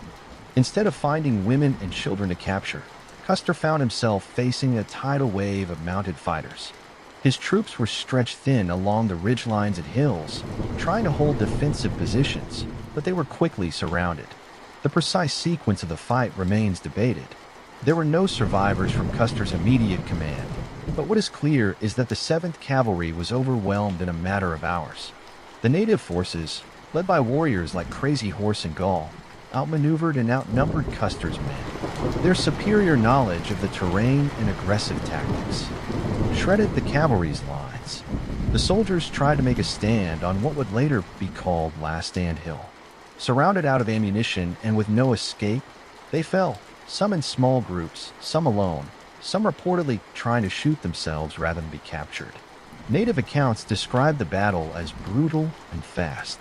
It wasn't just a fight, it was a collapse. Custer was killed in the final moments, likely shot through the chest and head. He was found among a cluster of men, including his brothers Tom and Boston Custer. Nearly every soldier in his command was killed.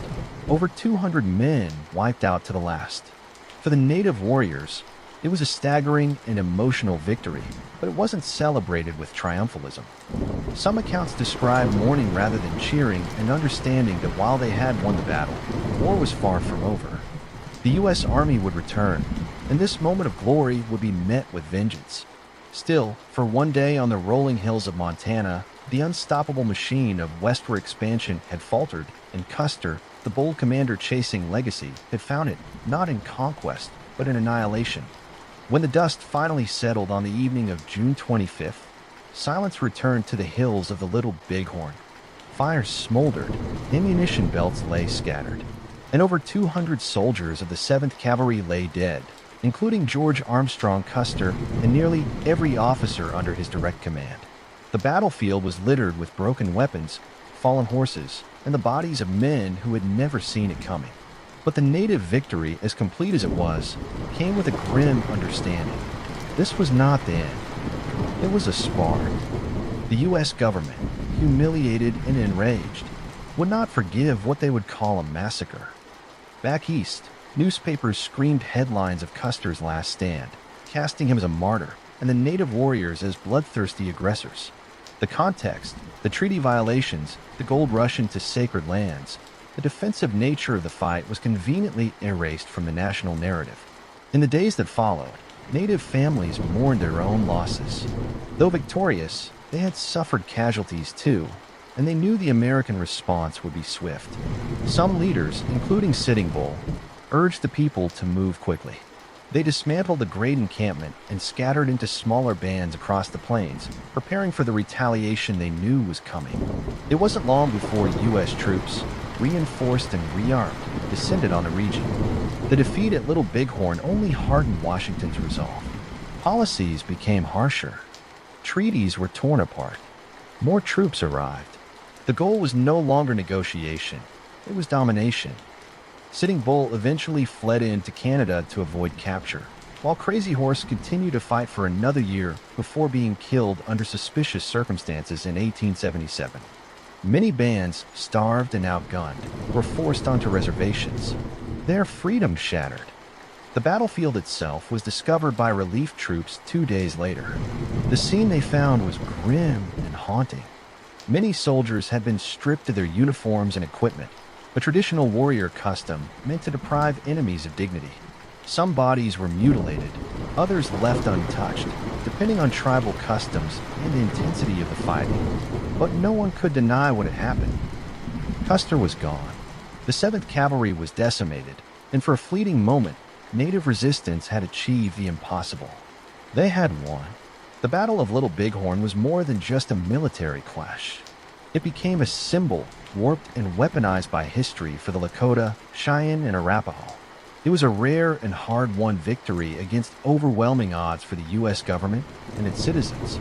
It was a humiliation that demanded swift, merciless retribution. In the American imagination, the narrative was quickly twisted. Custer was transformed from a reckless glory chaser into a tragic hero, the valiant general who made a last stand. The complexity of his decisions, the arrogance of his tactics, and the injustice of the U.S. invasion into treaty-protected lands were all swept under a wave of patriotic mythology. The press labeled the native victory a massacre, erasing the fact that it was a defensive battle on native land.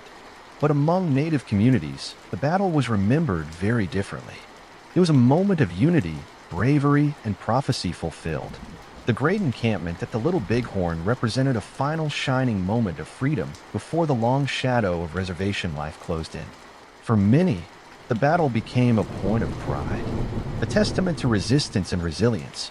It proved that the indigenous peoples of the plains were not passive victims, but active defenders of their world. Yet the cost of that victory came swiftly. Within months, military campaigns intensified. The buffalo herds, already devastated, were targeted deliberately to destroy the native food supply. Tribes were relentlessly pursued. By 1877, Crazy Horse was dead. Sitting Bull would survive longer, but even he would eventually be killed in 1890, days before the Wounded Knee Massacre, another tragic milestone in the erasure of native sovereignty. And so the legacy of Little Bighorn became twofold, a source of inspiration and mourning. It exposed the cruelty of U.S. expansion, the broken promises, and the ferocity of a people who refuse to be erased quietly today. The battlefield stands as a national memorial. For years, it honored only Custer and his men. But more recently, memorials have been added to honor the native warriors who fought and died there, not as villains, but as heroes defending their homelands. The hills remember both sides. The wind carries both songs, and the legacy of Little Bighorn still speaks. If you're willing to listen to more than one version of history in the grand arc of American history, the Battle of Little Bighorn stands out as one of those rare moments when the underdog didn't just fight back. They won. For a single day in 1876, native warriors held back the tide of an empire. They didn't win by numbers, technology, or wealth. They won with courage, unity, and an unshakable will to protect their way of life.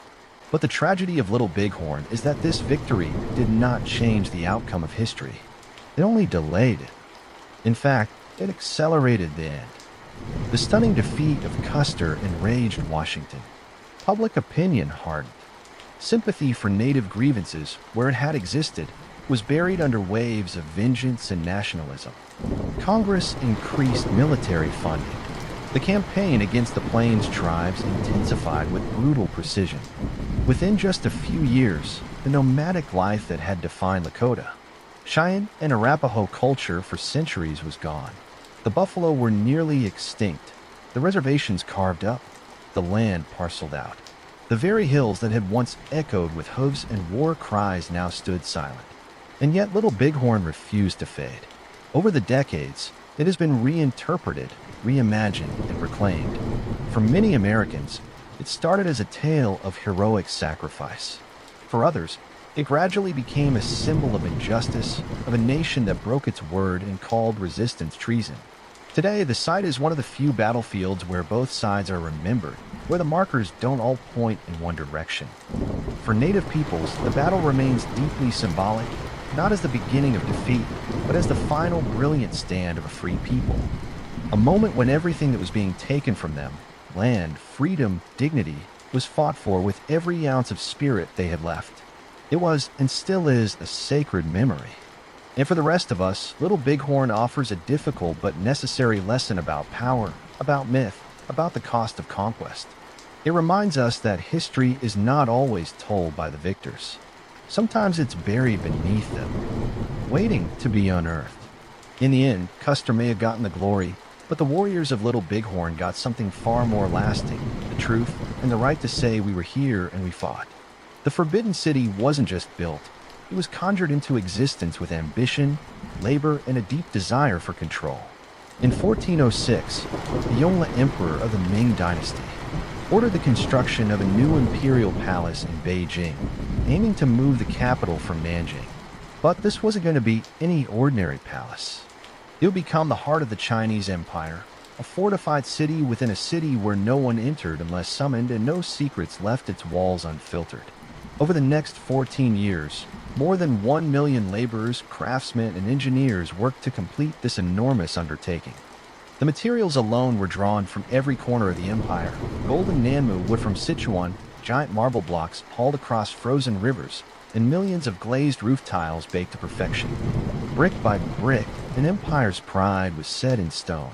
When finished, the Forbidden City covered nearly 180 acres and housed over 900 buildings. Its layout followed strict Confucian principles, symmetrical, orderly, hierarchical. At its core lay the Hall of Supreme Harmony, where emperors were crowned and decrees thundered through the bureaucracy. But beyond the grandeur, the deeper purpose was psychological. This wasn't just a residence, it was a statement. The emperor does not live among you. He lives above you. And make no mistake, it was truly forbidden. The average citizen of Beijing never stepped foot inside. Even high officials entered only by imperial permission. Guards stood at every gate. Spies lurked in every corridor. The outer city bustled with markets and common life, but inside the red walls, time slowed and ceremony ruled. It was a world locked in ritual, cloaked in mystery, and insulated from the messiness of daily life. But beneath its golden rooftops and crimson columns, the Forbidden City was also a pressure cooker. For all its beauty, it was built to isolate, to keep power centralized, to shield the emperor from threats both physical and political. In time, it would become a place of intrigue, betrayal, and whispers in the shadows. A palace, yes, but also a stage for 5 centuries of empire, ambition, and slow unraveling. From the outside, it dazzled. From the inside, it watched. And it never, ever forgot who walked its halls. At the heart of the Forbidden City sat the Emperor, the Son of Heaven, the living bridge between the mortal realm and the divine. But for all his cosmic authority, the man on the throne often led a life of extraordinary isolation.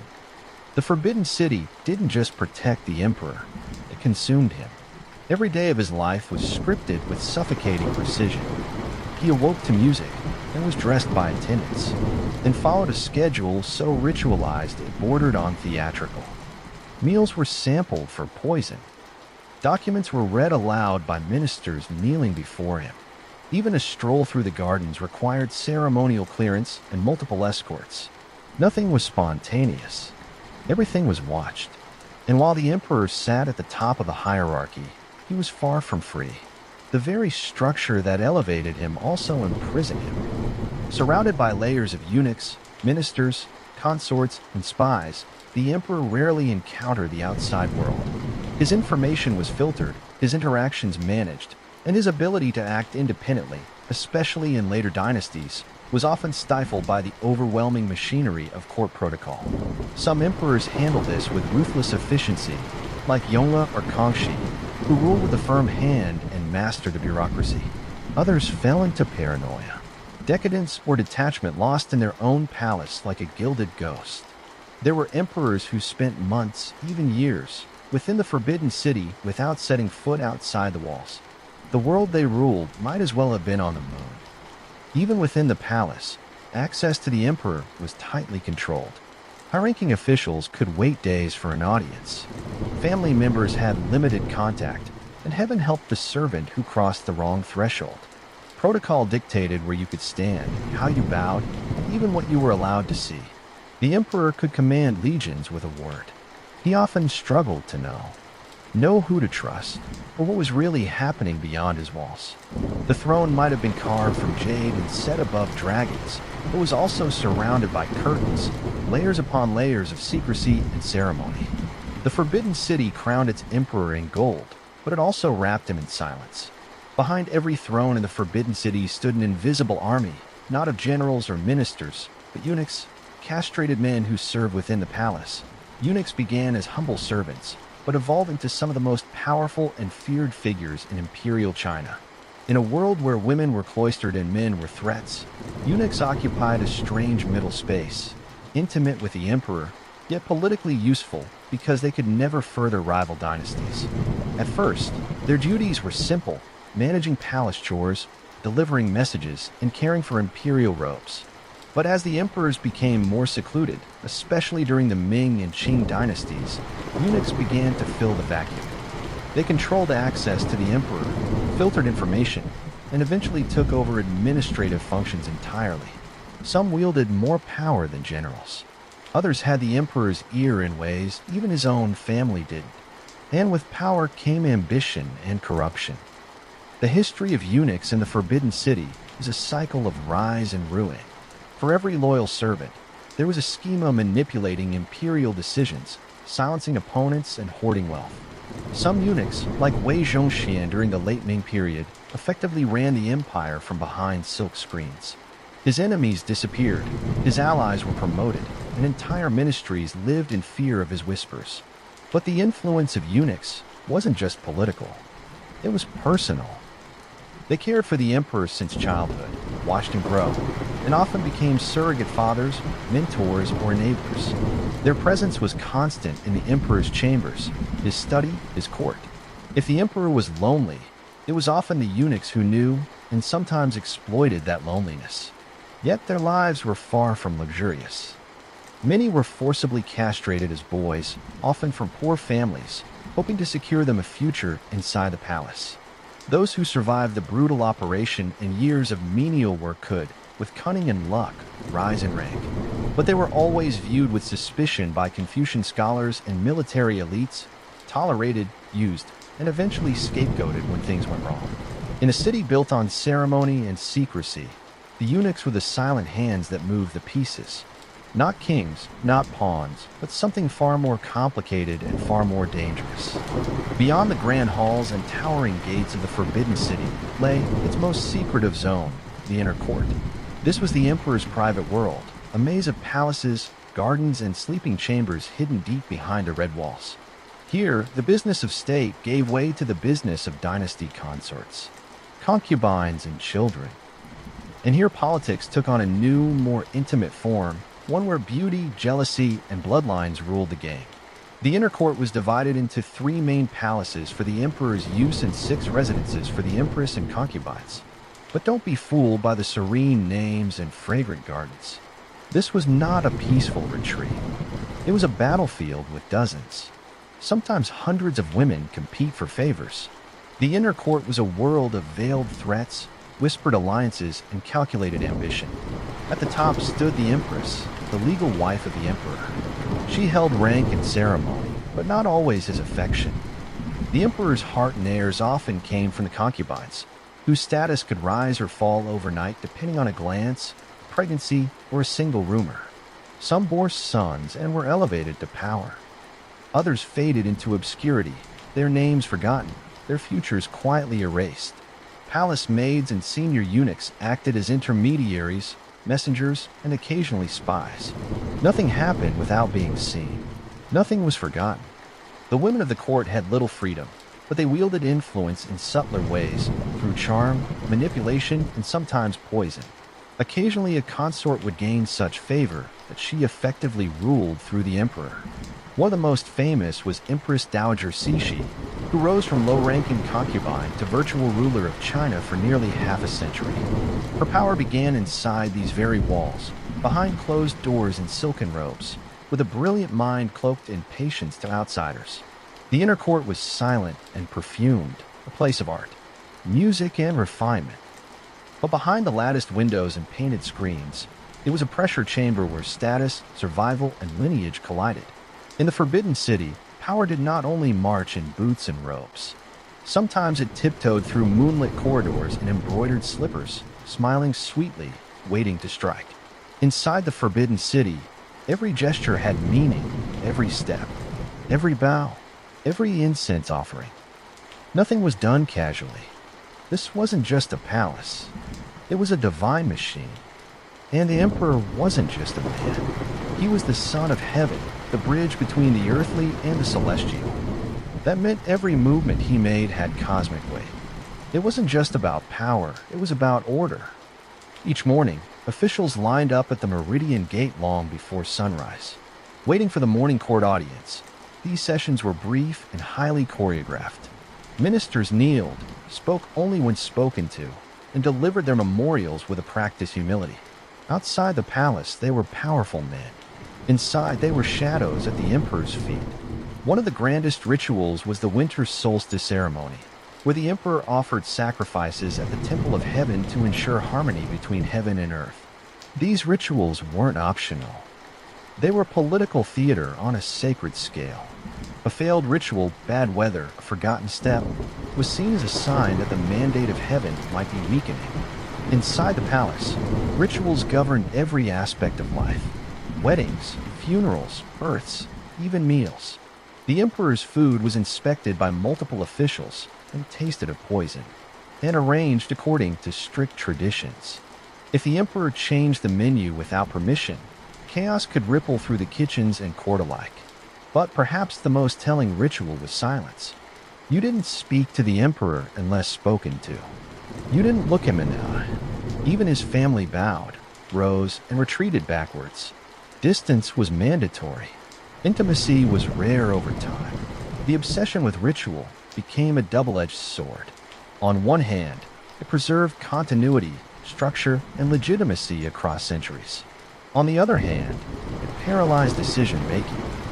Ministers debated protocol while the world outside changed. Foreign powers advanced, revolution stirred. But inside the Forbidden City, the officials were still arguing about the proper number of ceremonial steps for a royal procession. The rituals that once cemented power began to calcify it.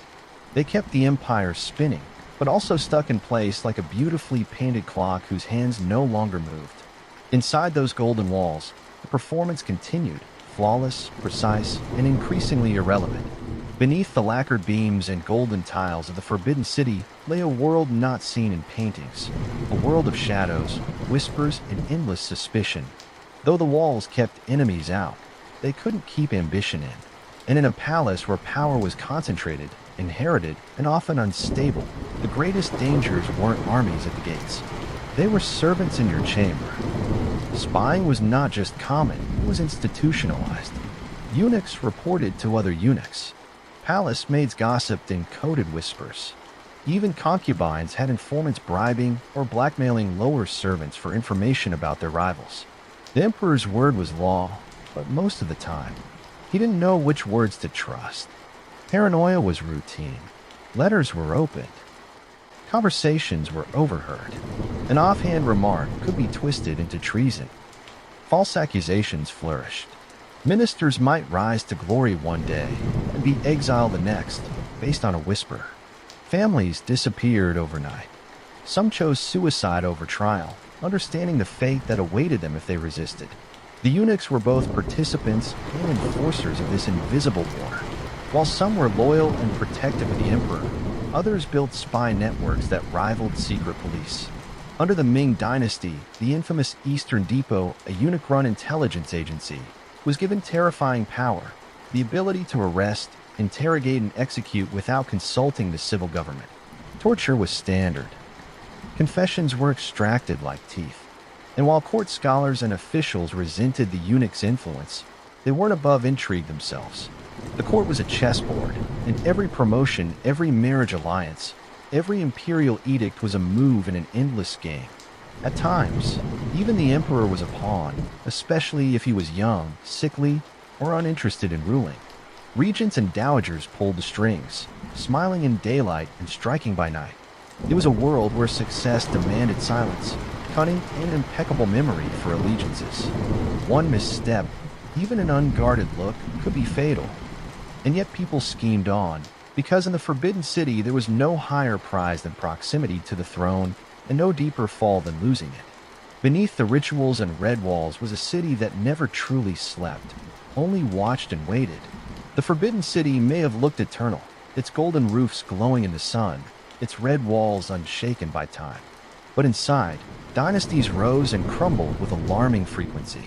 Power that appeared divine from a distance often turned out to be dangerously mortal up close, and sometimes the empire didn't fall on a battlefield. It fell in a quiet corridor behind a locked door, whispered out of existence by those closest to the throne. The Ming Dynasty, which built the Forbidden City, ruled for nearly 3 centuries, but by the 1600s it was staggering under the weight of its own bureaucracy, internal corruption, and peasant uprisings. The palace had become a maze of ceremonial obsessions and eunuch dominance, while famine and unrest brewed outside in 1644 as rebel armies closed in on Beijing. The last Ming emperor hanged himself in the palace gardens. He left behind a note lamenting his failure and a palace ripe for takeover. The Manchus, a foreign power from the northeast, swept in and established the Qing dynasty. Remarkably, they chose to keep the Forbidden City as their seat of power, adapting its traditions while inserting their own. The architecture remained, but the language, dress, and rituals evolved. Once again, red walls absorbed the shock of transition and kept the illusion of continuity alive. The Qing ruled from the Forbidden City for another 268 years through high points of prosperity and devastating collapse. The late Qing emperors, especially during the 19th century, struggled to adapt to modern pressures, Western imperialism, and internal rebellions, and technological stagnation. Meanwhile, Empress Dowager Qixie ruled from behind a curtain, literally manipulating court politics while refusing reforms that might have saved the empire. By the time the boy Emperor Puyi ascended the throne in 1908, the Forbidden City was more museum than power center. In 1912, the Qing dynasty fell, and with it over 2 millennia of imperial rule. But oddly, Puyi was allowed to remain inside the Forbidden City for another 13 years, like a ghost wandering the ruins of his own past. The emperors were gone, but the city remained hollowed out, majestic and haunted by the echoes of vanished dynasties. The walls had survived, but the thrones within them had not. After the Qing dynasty fell in 1912, the Forbidden City should have gone silent, but instead, it entered one of the strangest chapters in its 5-century history. The monarchy was gone. China was now a republic. And yet, inside the Crimson Walls, a child emperor remained. Puyi, age 6, still dressed in dragon robes, still bowing to empty rituals and still ruling over nothing. This bizarre arrangement was the result of a political compromise. The new Republican government allowed Puyi to remain in the inner court of the Forbidden City, cut off from Beijing's changing streets. Outside, warlords battled for power, and revolution reshaped society. Inside, time stood still. Eunuchs continued their duties. Meals were served in ceremonial fashion. The emperor woke, dressed, and bowed to a monarch without a monarchy, a boy living inside a dream already shattered. But Puyi wasn't blind as he grew older. He began to question the world around him. He read newspapers smuggled into the palace. He saw airplanes fly overhead, Modernity buzzed outside his gates while he lived in a museum of fading grandeur. And he knew, even if no one said it aloud, that the empire was truly gone. His isolation bred resentment, curiosity, and eventually defiance. In 1923, a massive fire broke out in the palace, a suspicious blaze that destroyed precious treasures. Huai accused the eunuchs of theft and sabotage, and in response he expelled hundreds of them. Centuries of palace tradition vanished overnight. The Forbidden City was emptying out. By 1924, a warlord named Feng Yuxiang finally expelled Huai from the palace altogether. The emperor, now a young man, was escorted out through the same gates emperors had ruled from for generations. He was carried in a rickshaw. No throne, no honor guard, just a displaced figure wrapped in the memory of vanished power. But Huai's story didn't end there.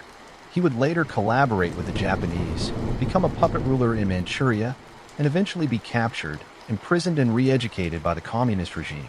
In his final years, he worked as a gardener, tending flowers in Beijing, living quietly not far from the palace that once defined him. Huai was the last to live in the Forbidden City, and when he left, he took the empire's final breath with him. Today, the Forbidden City no longer hides secrets, displays them. What was once off limits to nearly all of China is now open to millions. Renamed the Palace Museum, it stands as a monument not just to imperial grandeur, but to the complicated layers of history, power, and identity that shaped a civilization. Walking through its gates today, visitors pass under the same towering red walls that once intimidated diplomats and echoed with the footsteps of eunuchs.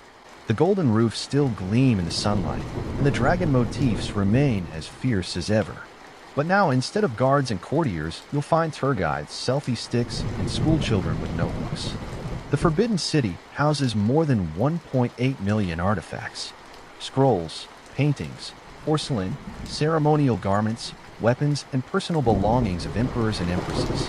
But beyond the objects, what lingers most is the silence of rooms that once dictated the fate of millions.